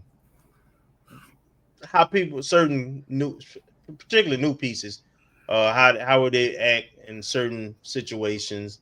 I would tell you from the eye test, we're definitely taller and longer and athletic. This is pretty long athletic team, and I think we predicted to win the SWAC again, and I see no reason why that would not be the case. And it would not shock me if we get off to a good start. So we'll see. In this tournament that's coming, right? Oh, okay. Okay. Yeah. So we play UMass and Yeah, so here's the schedule for this upcoming weekend's tournament at Hampton. Friday morning, 10 o'clock, we play East Carolina. And then later that evening at 6 o'clock, we play the host Hampton Pirates, the Lady Pirates, so good HBCU contest. And then on Saturday, we take on another HBCU opponent from out of the MEAC, Maryland Eastern Shore, at noon. So 3 games. I don't have any information as to whether the games are streaming, anything like that, but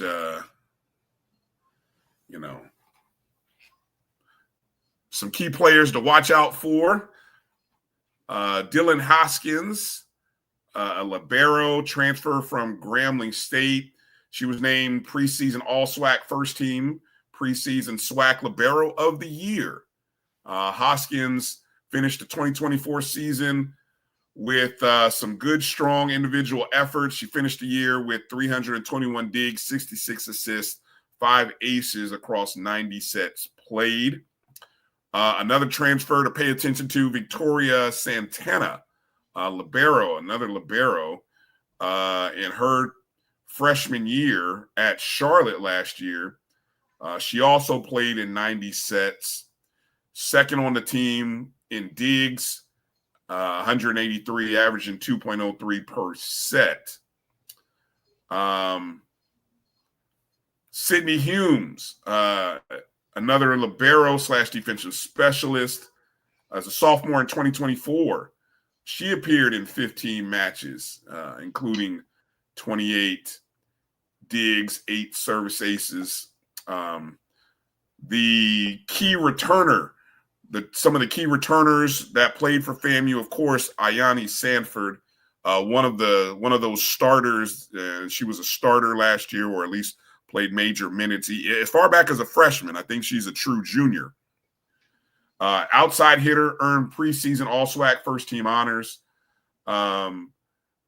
She twice earned SWAC Offensive Player of the Week last year. So we expect Ayani has showed to be, she was a highly recognized freshman, highly recognized sophomore. And she's always she shared the spotlight as a hitter with some amazing young ladies who have gone on to win on some big time awards, Brooklyn Watts and others. And so now it's Ayani that's going to kind of step into the forefront. Another key returner, Mackenzie Taylor, who's our primary setter. She was preseason All-SWAC second team. Last year, she tallied 428 assists, which were second on the team. So that's Mackenzie Taylor. And then Farah Farouk in the middle hitter. She was named preseason All-SWAC second team. In 2024, played 74 sets, registered 101 kills, 52 blocks, 29 digs, and 4 service aces. So that's a little bit of some of the newcomers, the returners, and it'll be fun kind of watching what these ladies do. If anybody gets a bead on whether this volleyball match or these matches will be streaming, we'll let you know. Maybe it's kind of a pet peeve that I've had with some of these events, but we'll see what Hampton does. We'll see if Hampton uses some of that money that they got and invested into their streaming packages. So we'll see. Keep you posted. Want to encourage you guys, check out our Twitter feed. If you haven't checked out our Twitter feed, we released our preseason review. Kelvin put together the preseason review. It took me a minute to find a place to post it. So we created a Substack account.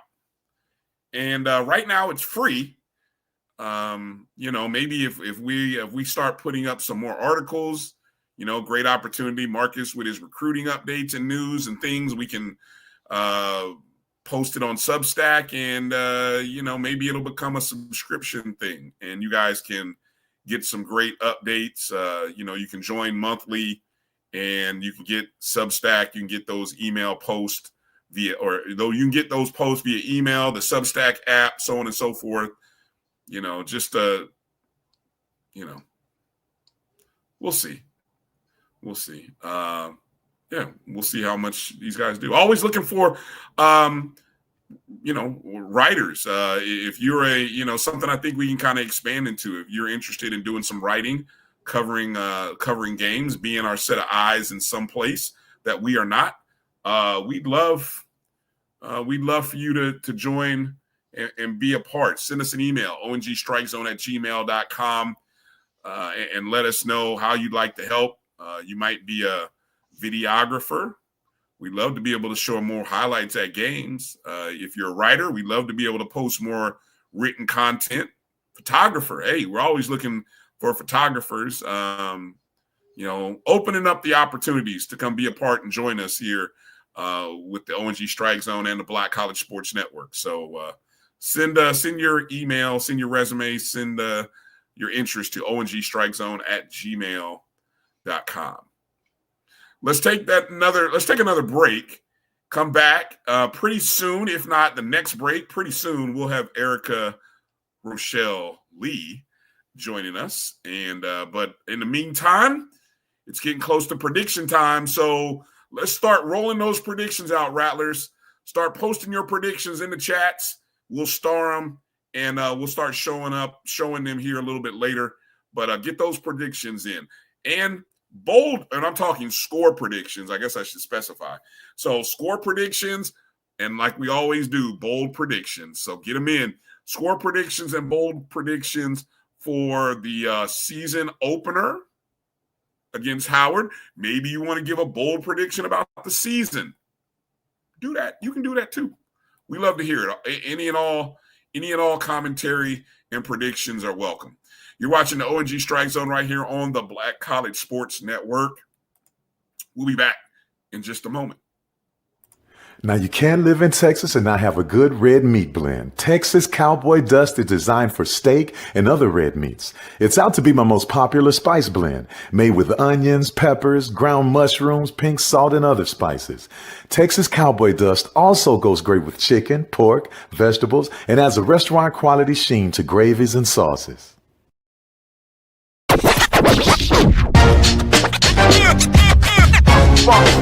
It's like a loop machine. Going around town, people trying to get down. Vanilla smoked sea salt seasoning is for seafood. The tarragon and fennel bring out the natural sweetness in seafood. I also use it in rice dishes, on yams, asparagus, blueberry pancakes, and believe it or not, chocolate chip cookies. Vanilla smoked sea salt adds a salty and savory component to sweet dishes that create a symphony for the tongue. Get ready for the inaugural Unity Classic, Saturday, September 13th at Nathaniel Glover Community Field and Stadium. It's a clash of the Virginia Union Panthers of the CIAA and the Edward Waters Tigers of the SIAC. Plus, an HBCU band battle between the Edward Waters Triple Threat Marching Band and the Virginia Union Ambassadors of Sound. The inaugural Unity Classic goes down in Duval.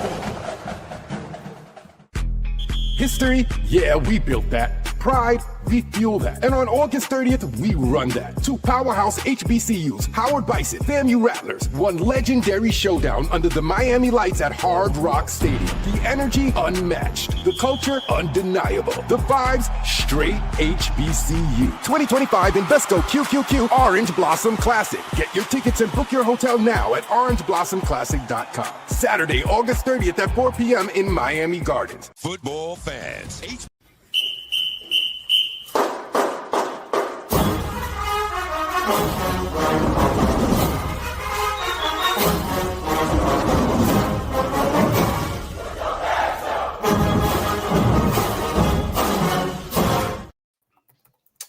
All right, welcome back to the O&G StrikeZone.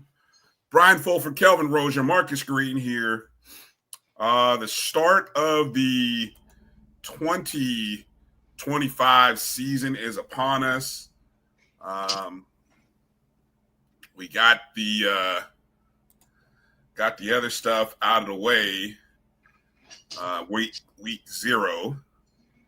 I was going to post up here, what we like to do around this time. We always like to kind of spotlight some of the other games happening around the SWAC. The season starts Thursday night. Mm-hmm. As fun as that sounds, let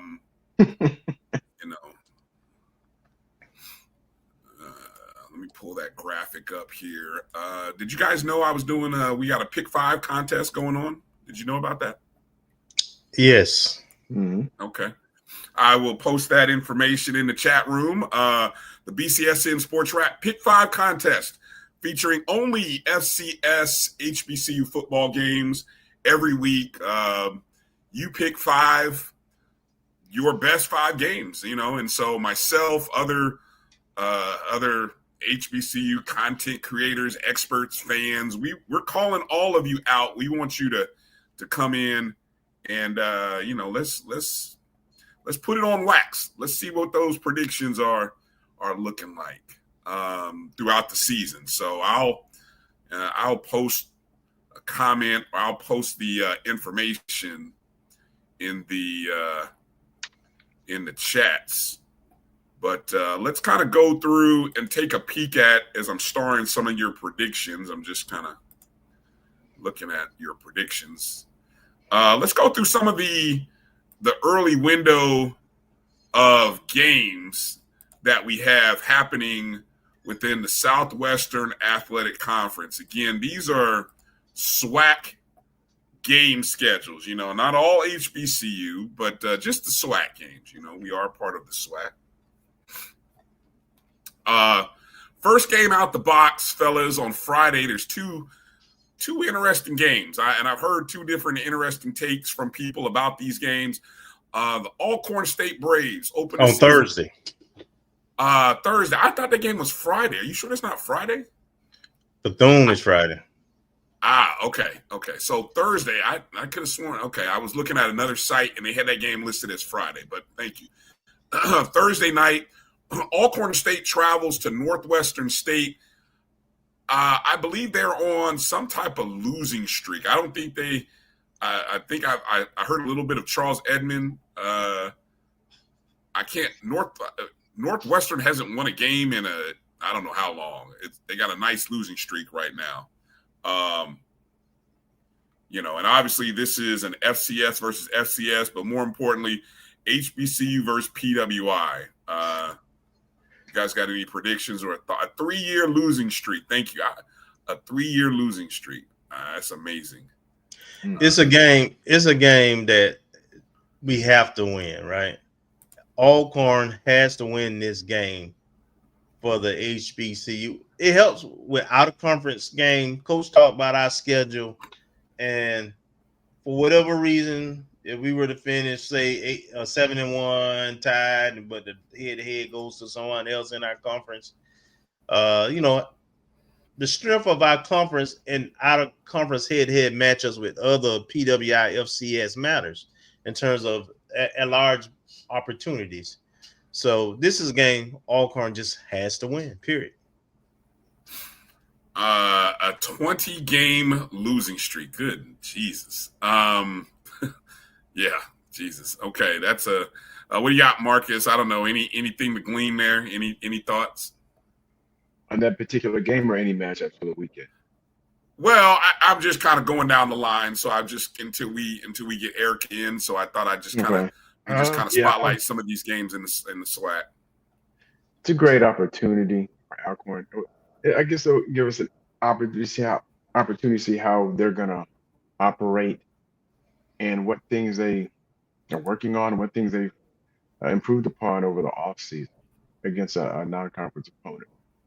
So they'll be coming in, I guess, really not knowing the opponent and just see how they react. And I don't know how much we can glean from it, right, since we played them like 6 weeks after that, maybe almost 2 months after that. But it'll be good to at least get some film and see what their general philosophy is. That game being on ESPN. Now, I'm seeing a lot of people are feeling themselves thinking Alabama State is going to roll into UAB and win. I mean, we love you, Mary, but just don't put any money on that one. Don't stay off that Hard Rock betting app if you're riding with Bama State. I'm just saying. I don't know. I know this is the debut or the I don't know. Is it the debut or the re-debut, the return of Andrew Body? Mm-hmm. But I don't know. I mean, there's a serious.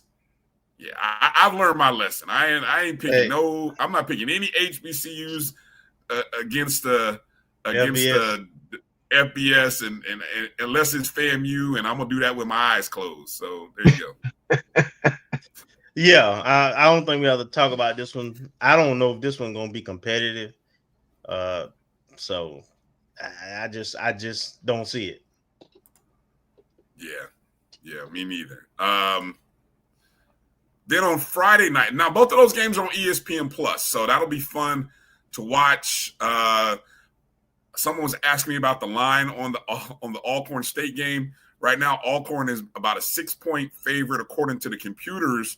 No betting line has been posted yet. So what that means is they will rely on what the computers say, and then it'll flip based on the money. Fangs Up said UAB by 20. I'll bet that with your money, Keith, not mine.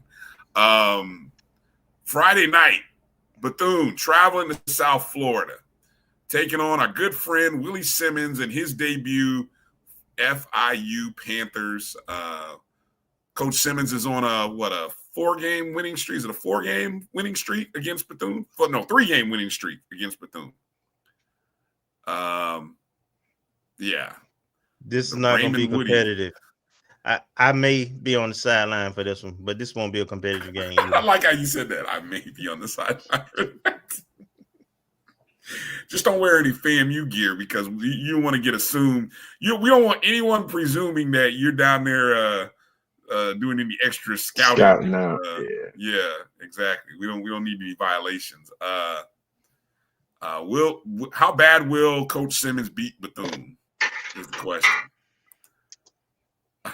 Will he by 40? It ain't gonna be nice. It ain't gonna be nice. Yeah. Good statement game. All right, moving into Saturday. This interesting game taking place at 2:00. He's at 2 Eastern, 2 Central, 3 Eastern. Hampton traveling to Jackson State. There's not too many times that Hampton travels. I had to be careful. I almost said west of the Mississippi. They don't do that often. But I would say, west of Alabama? Hell, west of Georgia. There's not too many times that Hampton travels west of Georgia. And so taking on Jackson State is going to be an interesting ball game. I heard some people making predictions of Hampton over Jackson State. Y'all must think Hampton must have some smoke for Jackson. I don't know what that's about. So what I'm gonna say, Bryan, is absolutely I'm picking Jackson, but be careful.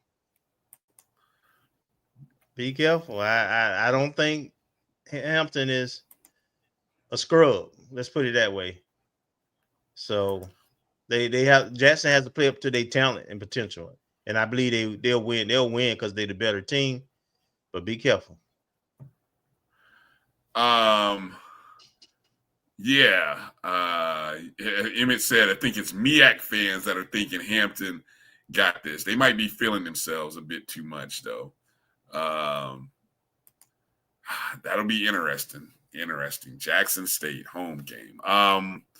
We'll skip over the FAMU Howard game and talk about that last. Alabama A&M traveling to Arkansas.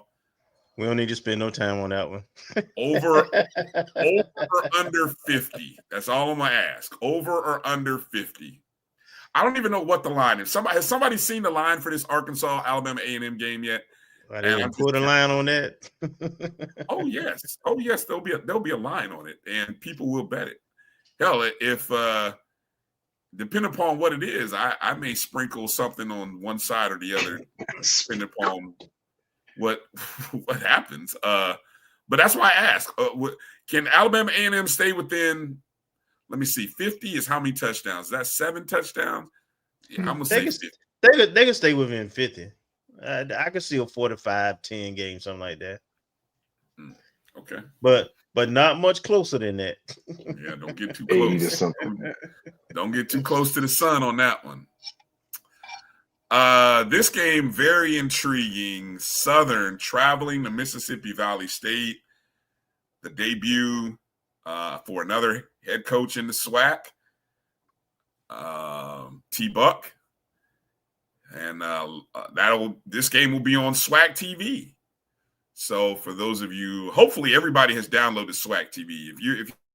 If you're watching us and listening, hopefully you've all put SWAC TV on some streaming app. But Keith says Southern. Okay, Edwin says Southern rolls. Woo. Okay. I'm glad y'all have confidence in Southern. I know you're supposed to make the biggest. And what did Coach Colzie say? The biggest improvement is from when? Game 1 to game 2. Game 2. Okay. All right. Okay. What I would say with this particular game, I have no idea what T-Buck gonna do, but I would say this: Southern. This may be their only opportunity at a W. Well, they have one other W, but then they hit that stretch where when they get into the SWAC play, man, where it's just ridiculous. So this is a game Southern has to win to have some confidence and to go into the the rest of the non-conference as well as conference with some kind of swags. So they got to win this game. So I'm going Southern. Marcus, how much of a fighter's chance do you give Valley, Marcus? Put into some kind of terms. How much of a chance do you give Valley? In terms of like a percentage probability? Yeah, sure. Well, I would say 20%. And just because, I mean, I know they lost Rembert, who was their big star player. I don't know if they got anything back equivalent. So they could pull up the shock. I mean, he shocked us, so they could shock Southern, but I think Southern's gonna be on upset alert and probably a little salty over the MEAC SWAC challenge. So I would expect them to humbled. Humbled is the word that coach used. Humbled. They lost to a better team at the end of the day. They did. So, isn't it funny? I think anything is possible now that Southern has or Valley's win over us. Anything's possible. You can no longer say I don't believe. I guess now, right? Anything's possible. You could always say that. I mean, one. Yeah, but you never saw it though. You never say you one Bethune. It. But I'm saying one Bethune tied with Jackson and Valley was tied with Jackson at one time, and during that game. I mean, late fourth quarter. No, it wasn't late fourth quarter. It was first half. It was halftime. Stop it. Yeah, it was halftime. Okay.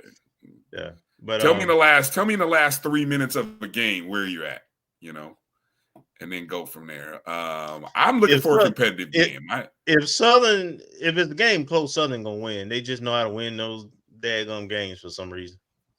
Not last week. It wasn't close. Was it close? It wasn't close in the fourth quarter. Well, I mean, but it was okay. Well, halftime. Yeah. They have to get to the fourth quarter. If it's close in the fourth quarter, they find ways. So. You have to put them away, which Central did in the third quarter. You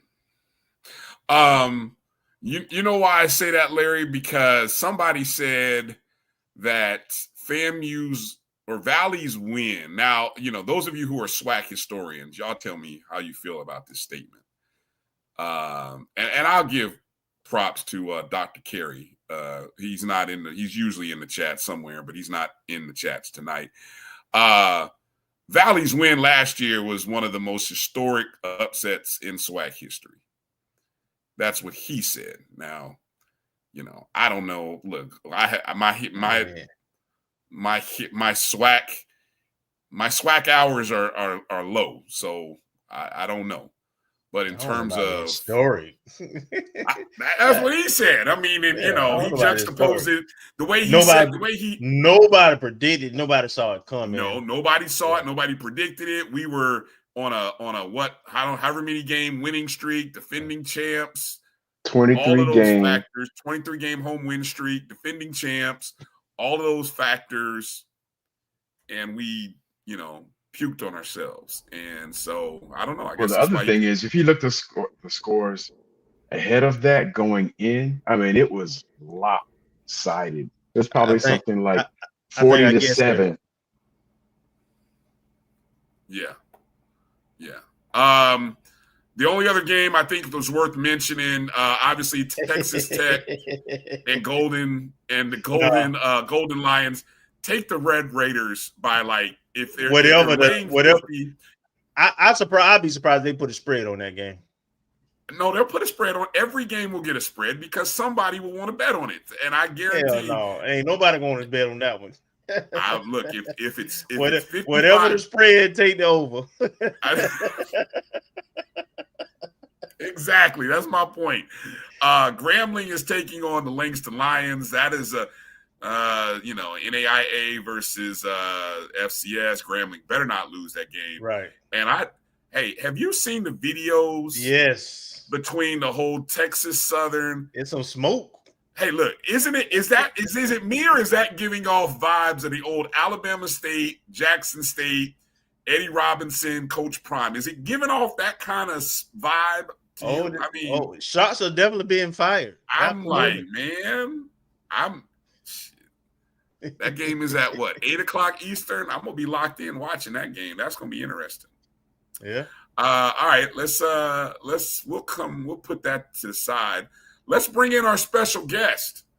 We always like to bring in people from the other side to get their thoughts, and none other than our esteemed guest, an esteemed, highly recognized and decorated Howard University alum, as well as the co-host of HBCU Nightly, Miss Erica Rochelle Lee, joining the O&G StrikeZone.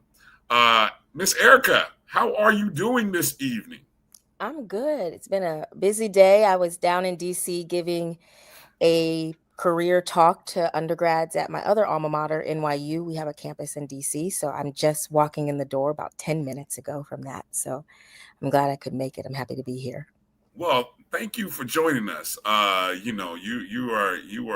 doing it. You are everywhere, and doing it big. Howard comes to the Orange Blossom Classic again. It's been a long time since Howard has been there. Of course, it's kind of a historic matchup. The first OBC was between Howard and FAMU. What is the vibe like for Howard fans and alums? Are Howard fans and alums, are they excited about opening the season in South Florida? Are they excited about getting a chance at payback, as someone might say, against FAMU? I think Howard fans are excited. I think they're excited to watch it on TV. Just want to put that out there. I don't think it's sold well on our side. They tried very hard. But we are in 3 classics this year. And I always say that we're really like a 2 classics type of school. So we play Morehouse in the HBCU Classic in New York on the 13th. And then we play Hampton in the Truth and Service on the 20th, back to back. And so in this economic climate, I feel like people chose those. And that's mainly where our alumni live too. So I think they chose those over this. But there's a group of us, a cohort of us that are coming. And I think the South Florida and the Orlando and those clubs, alumni clubs, are trying to motivate and get people down there. So I think we'll have people, but it won't be as much as you all. I'll say that. Oh, yeah. No. I mean, we understand that. I was wondering, I know Howard alums are all over the globe. I was just, where do they, what is, if you had to rank, is Howard's alum based in South Florida, is it top 10? No, I don't think it's top 10, but they definitely have a couple hundred at least active members in the club. So I think we're there, but it's definitely not top 10. The majority of Howard alumni live in Maryland. I think we have like some 5-figure number of alumni in Maryland. So there is a big group of us going to Temple in Philly on the 6th. So we are traveling, but it's really going north versus south. But we're excited. There's watch parties all over the country. So the watch parties will be well attended. The watch, okay. That is so Howard, right? This is going to be on TV. They'll go to the Buffalo Wild Wings and watch the game. Hey, girl. Hey, Sarah.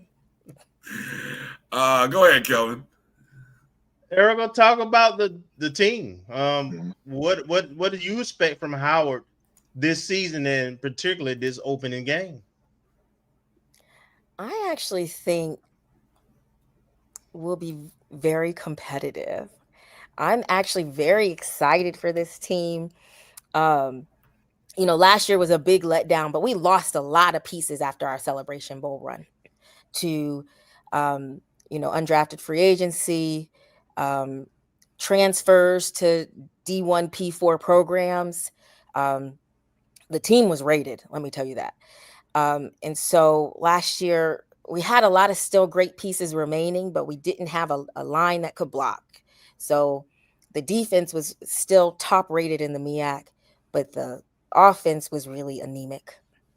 And when you don't have a line, you can't do anything. That line has been rebuilt. That offensive line is literally, to me, on paper, looks comparable to what we had in that Celebration Bowl run. The defensive line, for what I've been told, is so fantastic that the second team defense could, from what I've been told, could start at any other school. That's how great the defensive line, I've been told, is. So I'm very excited to see what they do. I think a lot of years we have great teams, but they can't live up to the moment. Maybe the moment gets a little big for them. And I'm hoping that this year they'll be able to live up to the moment. And they're going to have to come right out of the gate. So. Let me ask a question that's not Howard specifically related, but when I do watch your show, the moments that tickle me the most is you and Banks. What's up with that? That's a show in itself, folks. I swear, if I could get a show, if Erica's so busy, she don't have time to do a show with Banks. But I'm telling you, if those two did a show, it would be the greatest show.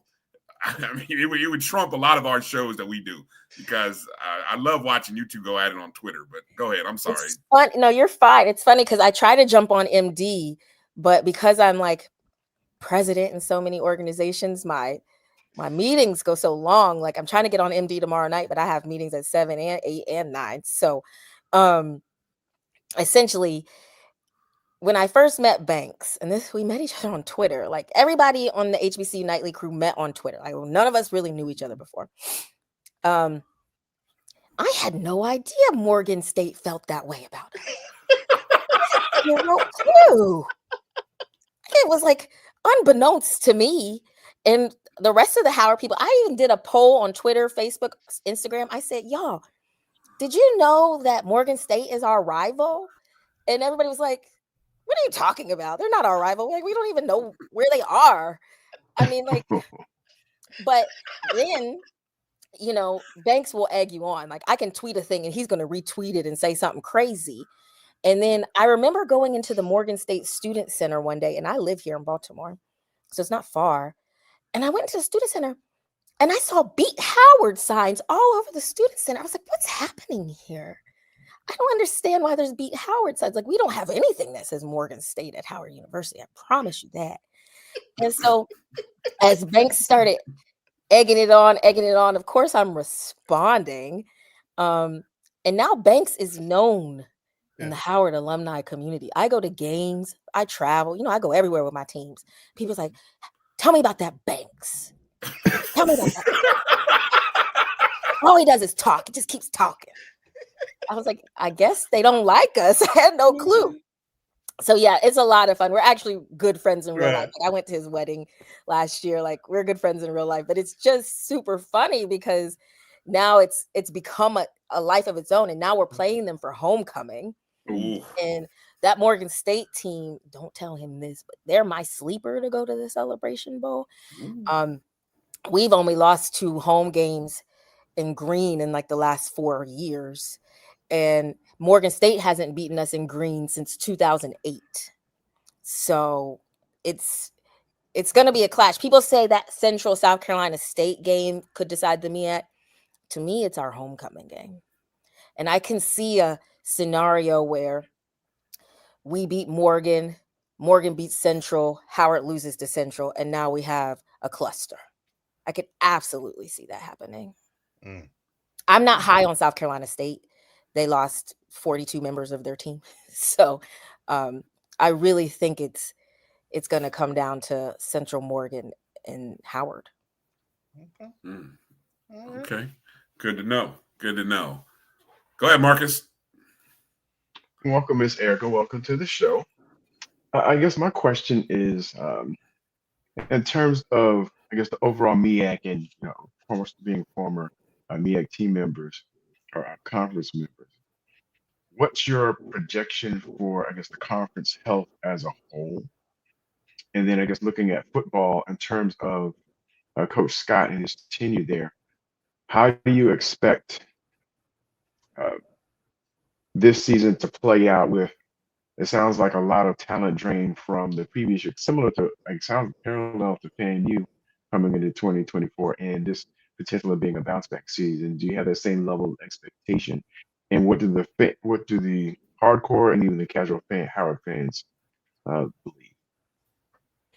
Health. Let's start with, that was 4 questions. So let's start with the health of the MEAC. Yeah.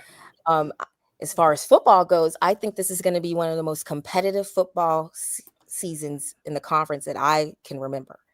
I've been following Howard football since I was 4 years old. Like, we always had season tickets. We would always travel from Richmond to games. I think this is going to be one of the most competitive MEAC seasons that I can remember, especially in this new, like, Elite 8, but only 6 play football. The health of the MEAC as a conference, I have my critiques, and I'm not shy about sharing them. I'm not exactly impressed with MEAC leadership, and I've not held back about that. I think, more needs to be done to add more members to the conference.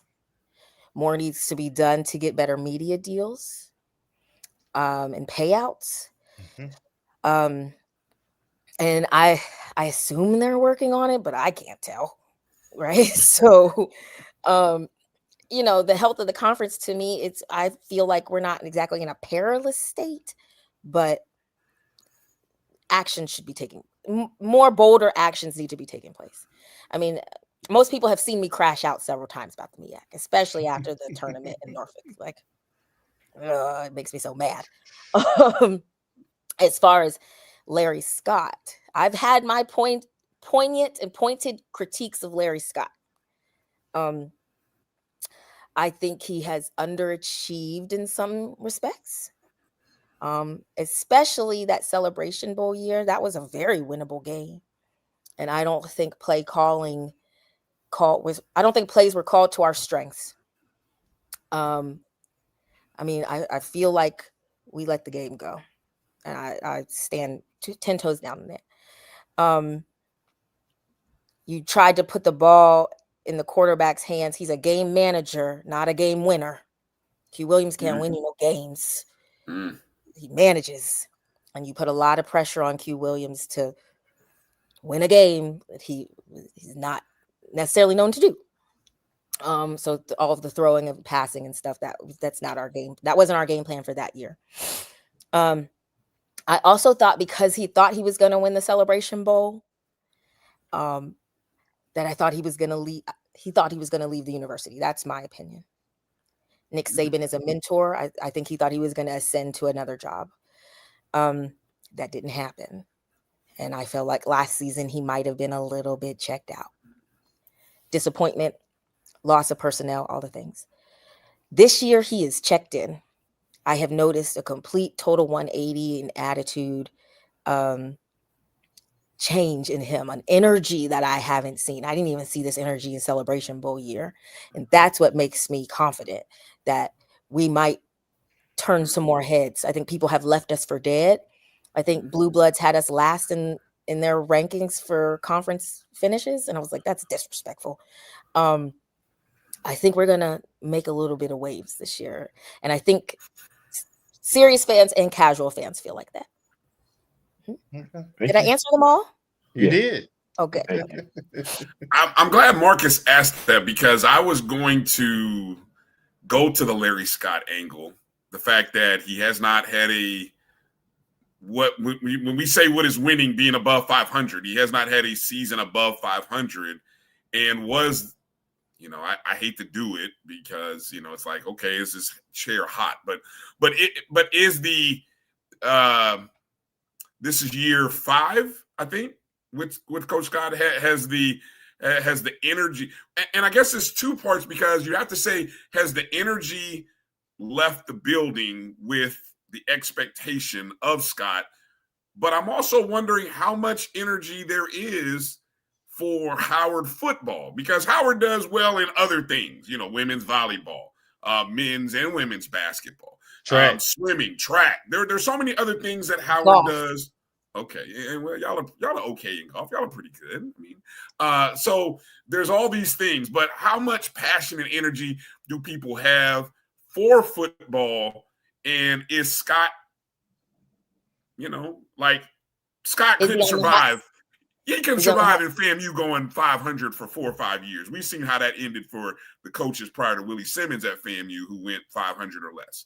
And they were there for 3 years or less. So that was sort of where my question was going with That's Scott. A good question. Yeah. I don't think he's on. You have to do really, really bad to be on the hot seat for football at Howard University. Now, I might prematurely put him on the hot seat, which I have done, but it's not really serious. Like, that man's not going anywhere unless he wants to go. Truly, like, the kids, we got one of the constraints about Howard football, and I think people like flippantly kind of disregard it, is we actually have to we can only recruit certain athletes because of the academic standards of the school. Sure. Right. So there is an expectation and an understanding that we get great students first, and then like, okay, they're good at football too. You know what I mean? Like, so that Celebration Bowl year, like, I think we lost almost every game next season except for one, maybe the Harvard game, by like 4 points or less. Mm-hmm. I think we played Eastern Michigan, we played y'all, we lost to South Carolina State by like a field goal, like 3 points or less. Like, that season could have easily been 9-2. Sure. Yeah. Easily. So that's, to me, where we underachieved. Like, we couldn't get over that hump. I don't think his seat is hot. It might be a little lukewarm. But unless he wants to go, I don't think they're kicking him out the door. I think the energy for football has grown amongst Howard fans. We have a private Facebook group with over 1,000 members now, and we all talk Howard sports all day, every day. That would have never happened 10 years ago. So I think the energy has grown around football, and Celebration Bowl did a lot to help that. I think we were very curious about the Celebration Bowl. Like, what is this? We're in it? Like, that was literally the attitude. Like, okay, we'll go, we'll see. And you also got to remember, like, on that Celebration Bowl team, Ian Wheeler got into medical school. Like, took the MCAT during the season. Like, those are the types of athletes we have to recruit. So getting those types of academic scholars plus being able to play, FCS football, like, it's a hard road. And then we can't take undergraduate transfers. We're only allowed to take graduate transfers. Oh, see, I did not know that. Yeah. That's a little known fact. Did not know that. Don't hear that talked about a lot. We're only allowed to take graduate transfers because of the way the credits and all the things and the academic rigor. They only allow for graduate transfers. So that's another constraint on fielding a really strong team. And I think Larry Scott has done a pretty good job. Is anybody complaining about that restriction or we understand, or Howard fans, alums, do you understand that, hey, look, much like the Ivy schools say, look, hey, we are what we are, and our school is here for its primary purpose, which is to educate, and athletics is extracurricular. I mean, is there anybody making a loud fuss about that transfer thing, given the world that we live in now, where NIL and transfers are so much a heavy part of college basketball or college football, right? Just college athletics? I'm sure the coaches are annoyed about it. If you see us get an undergrad transfer, some special allowance was made. Truly. And it's really kind of across all sports. Like, when you see Howard men's basketball, like, we are the premium location for Black Ivy League grads to get a Black experience. And they come play for Kenny Blakeney. That's why we get all the Harvard, Columbia, Yale players on the basketball team. You know what I mean? Like, half of the basketball team is either getting their MBA at Howard, or we have a player that's in law school. This will be his third year in law school. So like the academic profile of these athletes is really, really interesting. And it is a constraint that the coaches have as far as how we get transfers in. I know it's frustrating for them. It has to be. Oh yeah. Absolutely.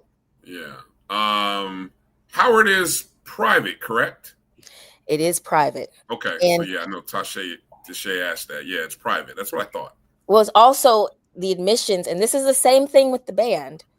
Because always people have comments about Showtime. You know, we used to be a very large, great sounding band. We're smaller now, right? The requirements are the students have to get into the university first in competition with everybody else. So there's no like, hey, we want him to play football. Profile admits. No, they got to get into school. Wow. So these are all constraints. So when people critique or have questions about why things are the way they are, like we recruit a lot of guys and a lot of people to do all the things, but if they can't get into the school, they can't come. See, this is why we do segments like this. See, we have a whole new level of education about Howard, and I might be a little less eager to hit that tweet and crack jokes between especially when Howard and Hampton get together. I might be a little less likely to fire off some tweets.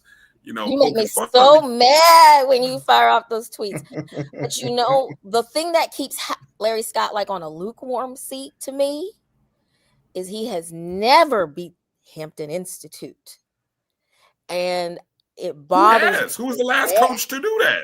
Who was the last coach to do that? There haven't been too many coaches this century to do that, though, Erica. I mean, so what's his name? You can't hold that against him. What's his name from William and Mary? Oh my God, what was the coach's name? Yeah. Oh, was that the 4-year winning streak? He was the coach then? No, the 4-year winning streak happened before him. Actually, what's his name? He was our quarterback coach, and now he's at A&T as their offensive coordinator. Oh my God, everybody's name is escaping me. It's been a long day. That's right. But we had a 4-year streak between I don't know if it was 2012 to 2016 or something like that. Mm-hmm. Yep. And then I think that last year he won a national championship at Richmond. I just can't remember. Mike London. Mike London. Thank you so much. Mike London. Yeah. I think he got one off of them. I think he got one. Okay. Then we went to Ron Prince, and most people don't understand that Ron Prince era after Mike London was almost devastating for the Howard University football program. That's the only man I ever seen on the hot seat. And he was on the hot seat by the 3rd game because we were hearing the parents and things coming from the team about how verbally and physically abusive he was. To the point where Cam Newton's younger brother refused to play. Yep. He was supposed to play that 2nd year. He played that Hampton game, and then we didn't see him anymore. Yeah. The whole team walked off. They all walked off. Wow. Because of him, and they had to remove him mid-season. Yeah. And then we went into COVID, and then Larry Scott was brought to clean it up. Yeah, that's right. That Ron Prince era, because remember Mike London, we went 7-4 in 2017. We were 2nd in the MEAC that year. Yes. Yep. And then he left. London had y'all rolling. Mike London had y'all rolling. Absolutely. He stayed one more year, 2018, and then he left to go to William and Mary, and Ron Prince came in, regressed worse than what he found. In one season. Yes. So that's why I give Larry Scott some grace, because he came in there and had to totally revamp the program after Ron Prince devastated it. Mm-hmm. That's heavy. Okay. Well, something that we like to do whenever we bring in a guest and we have these big time moments in these games, we have to ask the hard questions. Can I address Tashay's comment? Yes. Yeah. A lot of Howard alums definitely thought that Jalen Tolbert, who was the backup quarterback that now is at Alcorn, who hopefully should be starting, should have been our starter last year. And some of the Q Williams years. Yes, there was a lot of feelings about that. And there was a lot of background noise. He had offers to go to some other top-ranked schools, HBCUs, and he stayed. So him transferring to Alcorn, I'm glad he found a spot, but it was very sad for us. We really wanted to see him prosper at Howard like he had been promised. So I just wanted to address that. Yeah. Okay. So obviously Orange Blossom Classic on Saturday. We have to ask a question. What is it going to take? Now you've made I almost call it a bold prediction, but you made a prediction. You put it on wax. So she did. She did. I love it. She put it on wax. So right here on the O&G StrikeZone, we want to know what you foresee and how you foresee it happening, and that will bring Howard this bold and glorious upset that you've predicted happening down in. Would it be an upset? Yes. Vegas. Oh yeah. Vegas, computers, Vegas, all will call it an upset. Now, obviously, it won't be as big an upset as what we experienced last year. I wasn't going to bring it up. Hey, the all-time series between FAMU and Howard was like 32-11 or something like that. So I was at the game the last time we beat y'all, which was 2018. So it would be an upset. Absolutely. Anytime y'all beat us is an upset. I'm gonna let you have it because it's your show.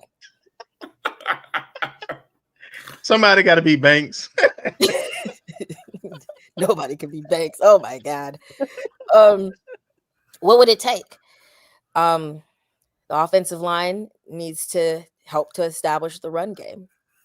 The quarterback that I know that we're pretty like 95% sure that we're starting has a very strong and accurate arm. But to air it out, we got to get it. We got to get the run game going. Eden James is back. He does well in space. He's not necessarily like a Jarrett Hunter was, or he just runs through the middle. He does well in space.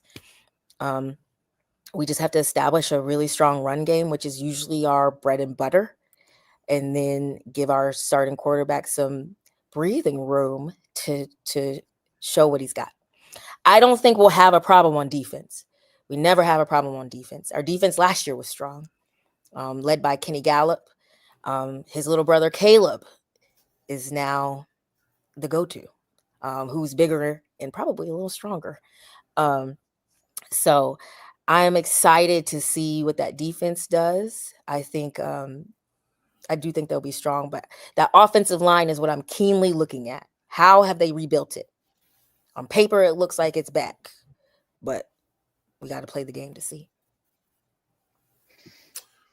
What's your score prediction?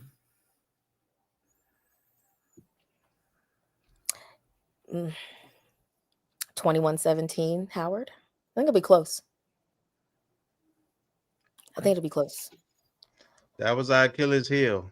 If we don't if we don't get to that 25-28 mark, we usually lose. So if y'all can keep us under, the 17 or 20, you'll be in the game more than likely. And we still have not scored any points in the second half in Hard Rock Stadium. So I will celebrate. I will have a drink even on the air when we score our first points, whether it be field goal or touchdown in the second half, because it'll be a first. So let me say this. Y'all know Larry Scott is a Florida guy. Mm-hmm. Like a very large percentage of our team is from Florida. Yep. They are coming home. About that, yep.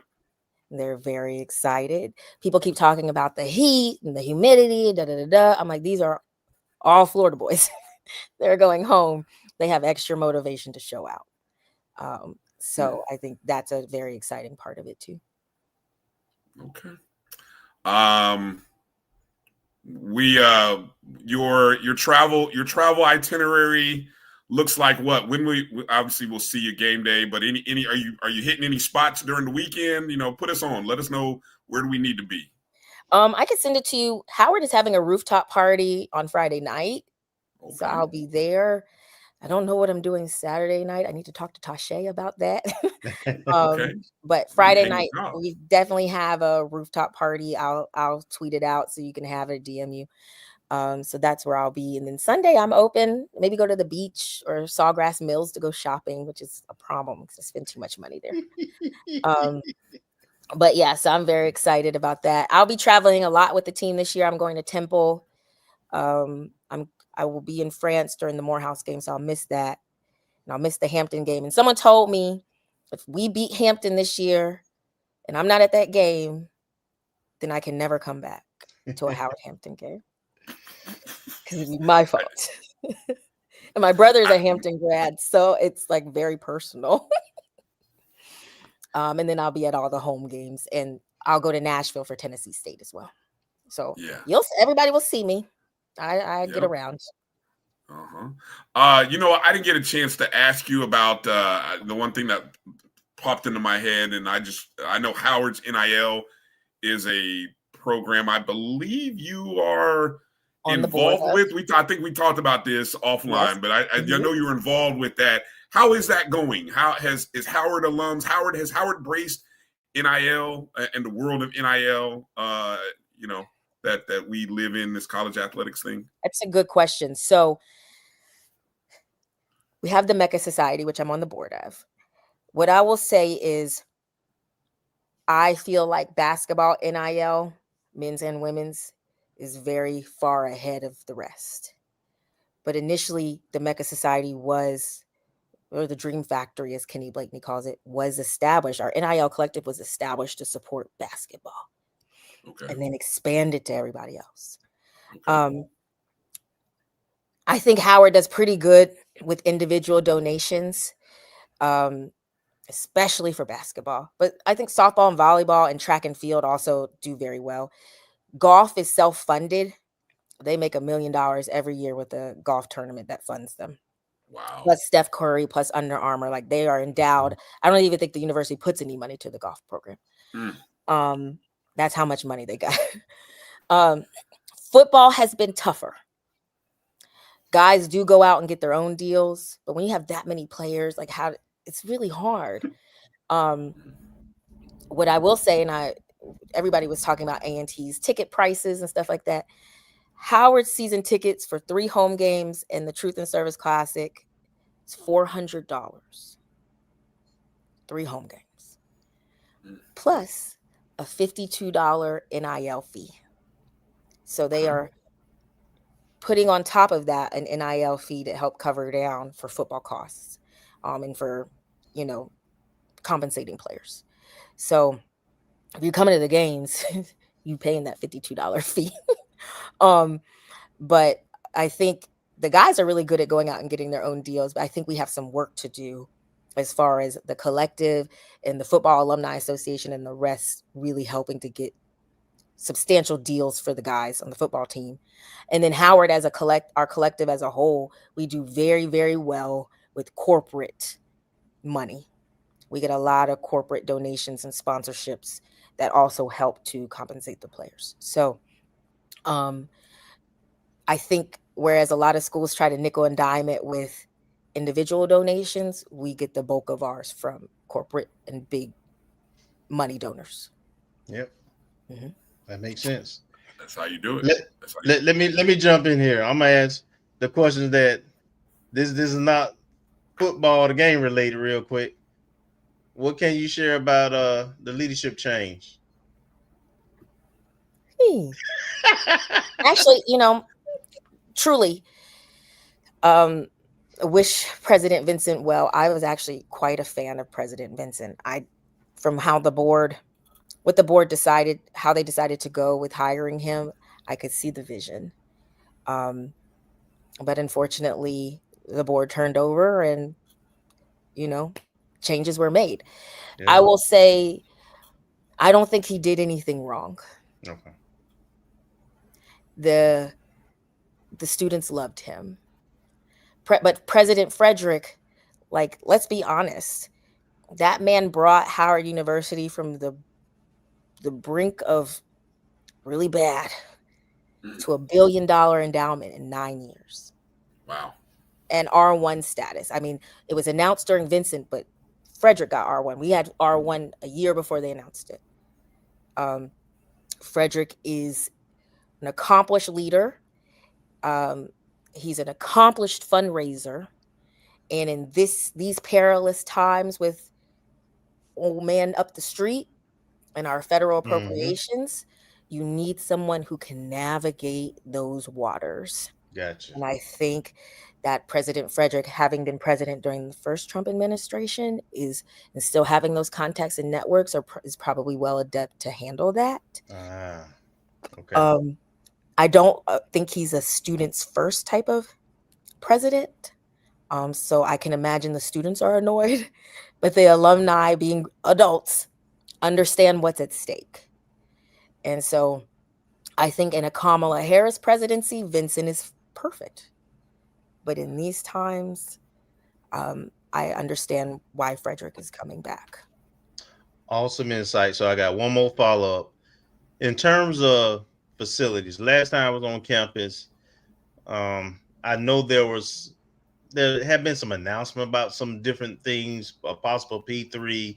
I know your dorms yet at the time, I think last time I was on campus, 1 or 2 dorms were being renovated or were slated to be renovated. So how's that going? One, and then specifically with football, is there even any interest in trying to upgrade the football stadium itself? Okay, so about the dorms, all dorms, from my understanding, have been renovated. And then we built 2 new ones in the last 10 years. Yeah. There's slated to build maybe 1 or 2 more. I know at least 1. But enrollment is insane right now. And I have my personal opinions about where enrollment's going. I mean, we had a freshman class of almost 3,000 this year. They're bursting at the seams at a time where living in DC is exceptionally expensive. You know, when I was a student, kids lived in the neighborhoods. Now those homes right there lining Howard are $1.5 million. Yeah. Ooh. Wow. Those are homes we used to rent for $2,000 a month for a 4 or 5 bedroom. Ooh. Yeah. $1 to $2 million a piece. That in itself caused the housing crisis because now we can't even live on the local economy. So they had to build more dorms, and they still do need to build a couple more. But the ones that we have been renovated, so that's really great. As far as athletics facilities, I've heard some rumblings that we might have the donors necessary to redo the gym athletic complex. The football stadium, I'm unsure of, but I have to contextualize the issue. We are right downtown, or not downtown, uptown. There's nowhere to put it. And then if you displace them, where do you displace them to? You know what I mean? We wanted to buy Banneker Park, which is right across the street, and DC has blocked it every time we've asked, because we could buy that whole park, which is essentially on campus, and build a whole athletics facility there. But they have blocked it. So that is the issue. They make little upgrades here or there to try to keep it going, but there's, we used to play in the old RFK Stadium. They're about to tear that down. There's just nowhere to go to. And then Audi Field, they play soccer there. And then it's really logistically hard to get to for fans too. So that is the issue that we're dealing with. Yeah. But they've renovated. Kenny Blakeney got a $10 million donation to renovate the whole practice gym. Yeah. And the locker rooms. So parts of Burr Gymnasium have been completely renovated. I think we've got maybe the donors to do the rest, but the football stadium is the big question mark. Okay. So hopefully, cross fingers, but I just have to let people know, where would we go? Where would we play the games? I don't know if we redo everything.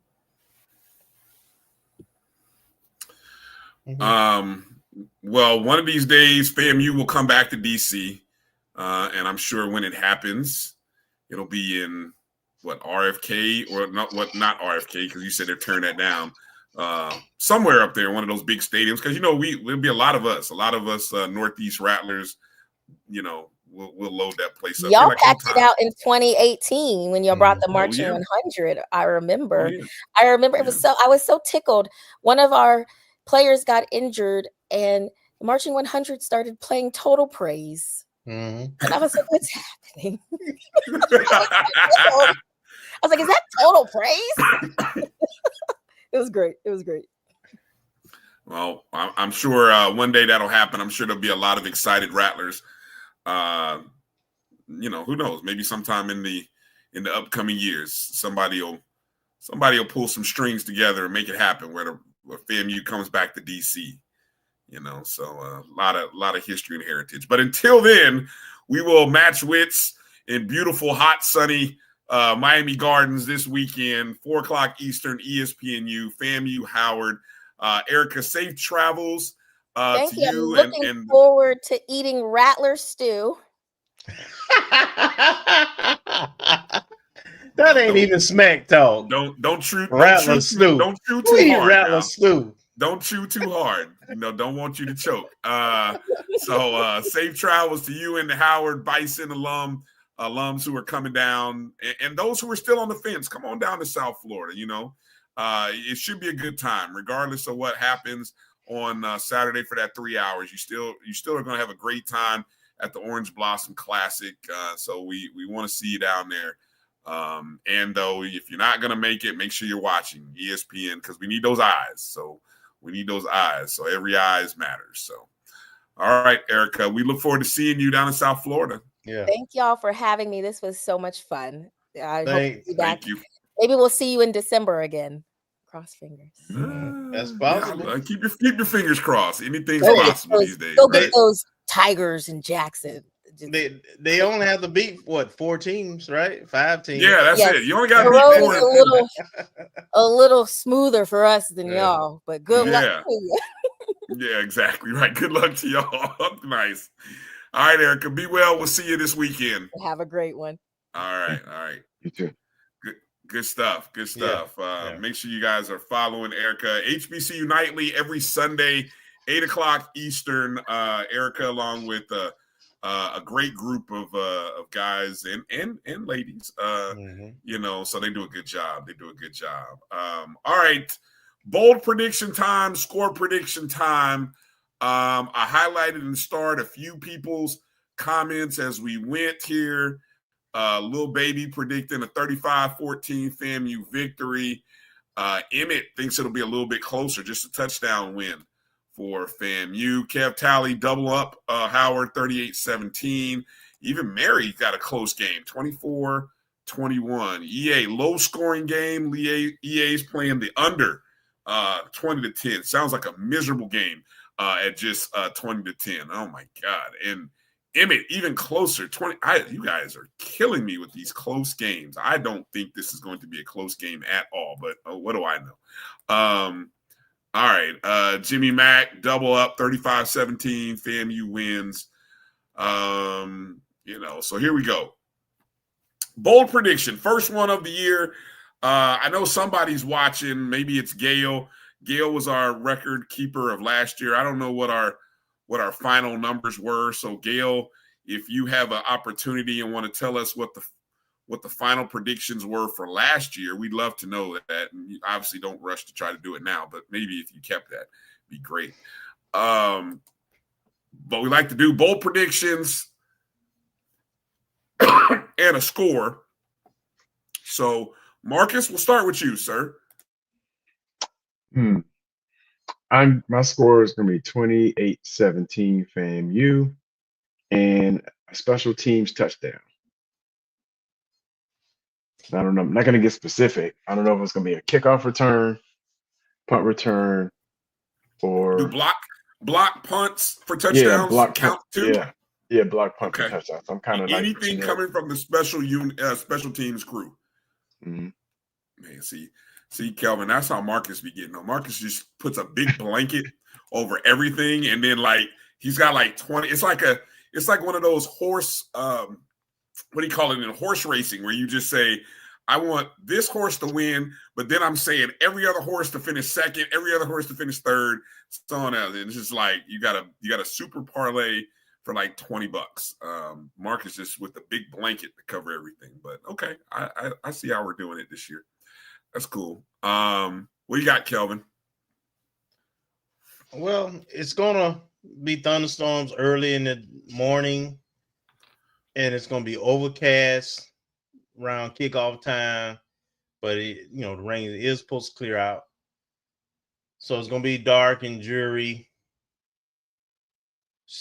So my bold prediction, I was gonna go where Marcus went, but since he's taking that lane, I will say my bold prediction is we will have at least 3 turnovers. Our defense will create 3 turnovers. Oh, okay. I was like, what? Okay. Yeah. And I'm going to pick a double-digit win for FAMU. And I just believe that when you don't practice against a certain skill set, it's hard to defend it. And I'm saying that at our skill positions, we're really, really good. Receivers, running back, and we know what we got at the O-line. And I just don't know how it can duplicate the game speed of what they're going to see Saturday, especially in wet conditions. It makes it that much more difficult to curtail, in my opinion. So I'm going to project that we're going to jump out and get the lead early. I went back and looked at the last 2 games where our OC, Henry Burris, last year against Bethune and Alabama A&M, we scored 14 points, scored quick. In the first quarter against Bethune, we scored 10 points, scored quick in the first quarter against Alabama A&M. So I'm projecting that we're going to score early. And of course, as Eric kind of alluded to, Howard's not built to come back when they're playing from behind. They were fortunate in the Celebration Bowl to play from the front for a while, but they're going to be playing from behind. So therefore, let me go 38-17 FAMU. 38-17. Damn, that's very close to my score prediction. Edwin just asked, y'all just finished talking about a ton of Florida players playing for Howard. Doesn't that make them have the same level of talent? No. There you go. All Florida boys ain't the same. That's one thing I've learned about living down here. Now, compared to other parts of the country, but all Florida boys ain't equal. If you know, you know, right? So, and I'll take it a step further. If you're a Florida boy, you want to play for FAMU, not Howard. If you're a football player. I'm just saying. That part, Ashley, right there. All right. Well, game number 1, kicking off the season, 4:00 Eastern. You can find the game on ESPNU. If you want to listen to the audio version, I believe the Rattler Sports Network, I think if you're in the Tallahassee area, it'll be on the radio, whatever radio station. 96.1. It's back on 96.1. Back on 96.1 in Tallahassee. WHBX. WHBX. And I think you can pick that up online with the app, Absolutely. Like iHeart or something. Yes. So there's an opportunity. I know we used to have via the Rattler Athletics web app, you could pick the audio version up of the Rattler Sports Network. So you can listen right there if you want to listen to the home team broadcast, the Rattler Sports. There's a couple of ways you could do it. I'm going to present another option come listen to me and Ron Mitchell, and Kelvin Rozier will make an appearance as well. We will be doing live audio via the Black College Sports Network from the game. So it'll be it won't be, we can't be homers, but it'll be a national broadcast. So but if you want to hear me and my good friend, former Missouri defensive back Ron Mitchell call the games, you can hear that. You can hear us as well, and of course, definitely keep a TV tuned as Tiffany and Jay call the game. So keep the visual on ESPNU and put the audio on me and Ron or the Rattler Sports Network. That's my advice to you. No early predicting lines so far.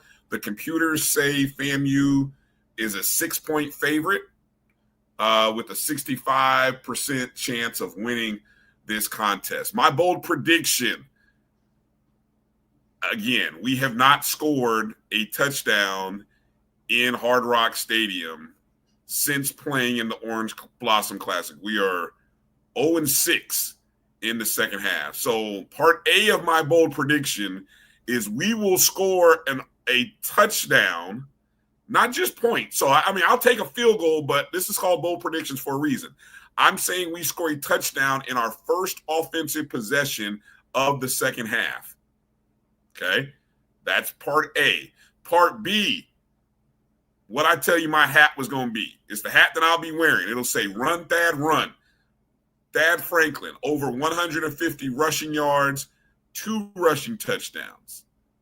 That's my bold prediction. So 1A is we score an offensive touchdown, first possession, second half, breaking the 6 quarters, the streak, the 6-quarter scoreless streak. And then part B is Thad Franklin, over 150 rush yards and 2 touchdowns. So, and Bryan, let me just add this statement to this part of the show since we're here. There's been some disrespect to our head coach.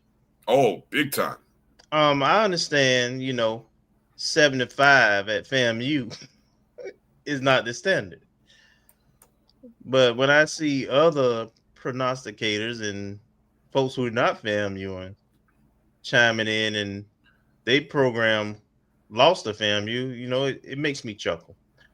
But after this game, once we done put it on record, put some respect on my head coach.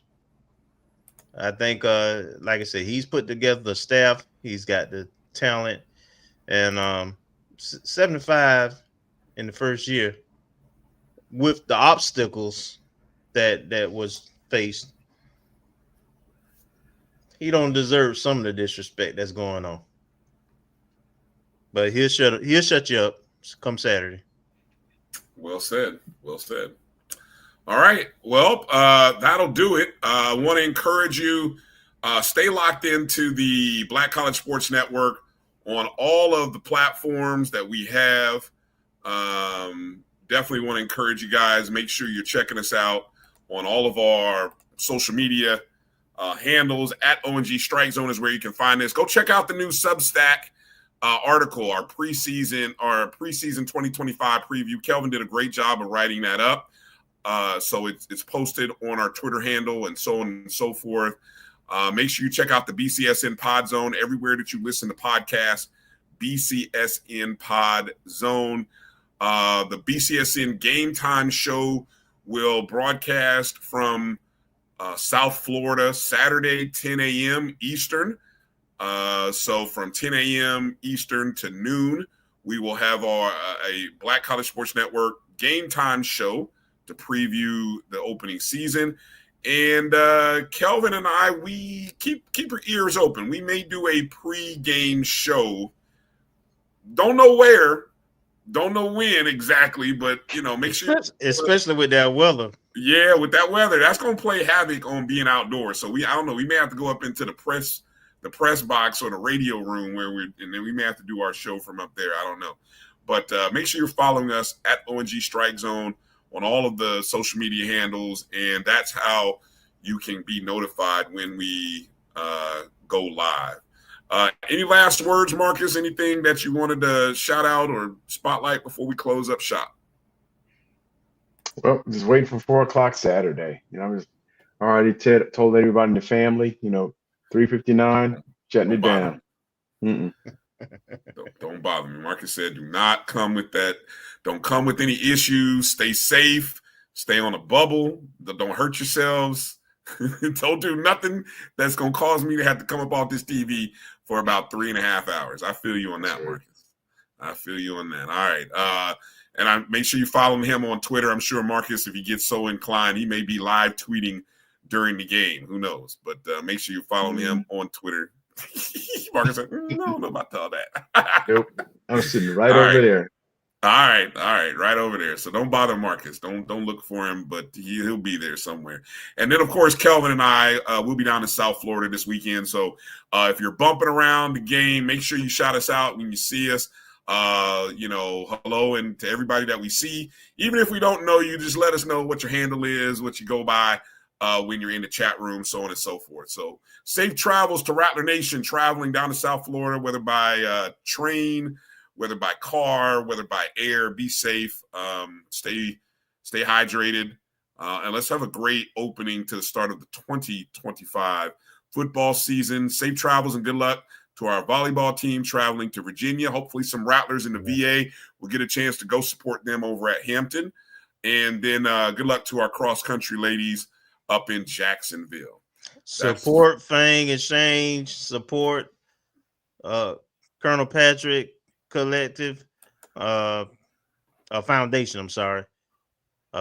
Support our student athletes. It's that time of year. They're performing for us, and we need your support. So please support those two organizations. Thank you. No problem. Yeah, definitely. Make sure you support the PYDF, and then of course you guys need to make sure you've signed up with Fang Exchange. We've got to support, ladies and gentlemen. We got to support. We got to find a way. We got to be a part of this. So let's activate Rattlers. We know we do it. But let's be strategic about how we do it. So let's start setting aside some money and support. Let's find a way to support, and let's enjoy the good times that are ahead. All right. Again, we want to thank Coach Colzie for joining us earlier in the show. We thank Erica Lee for joining us as well. And more importantly, we love and appreciate you, Rattler Nation, and all of our HBCU friends and family for checking out the show. A lot of you are watching. We thank you for doing that. Hit the thumbs up and the like button if you can. If you're watching us on Twitter, like so many of you are, retweet the show because this feed will run back again. So just retweet it. You do us a solid if you make a point to do that.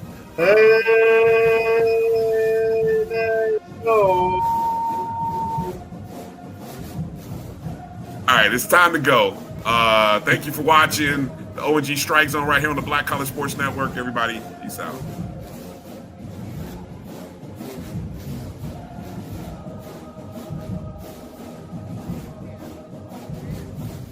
Let them horns blow. All right. Hey, let's go.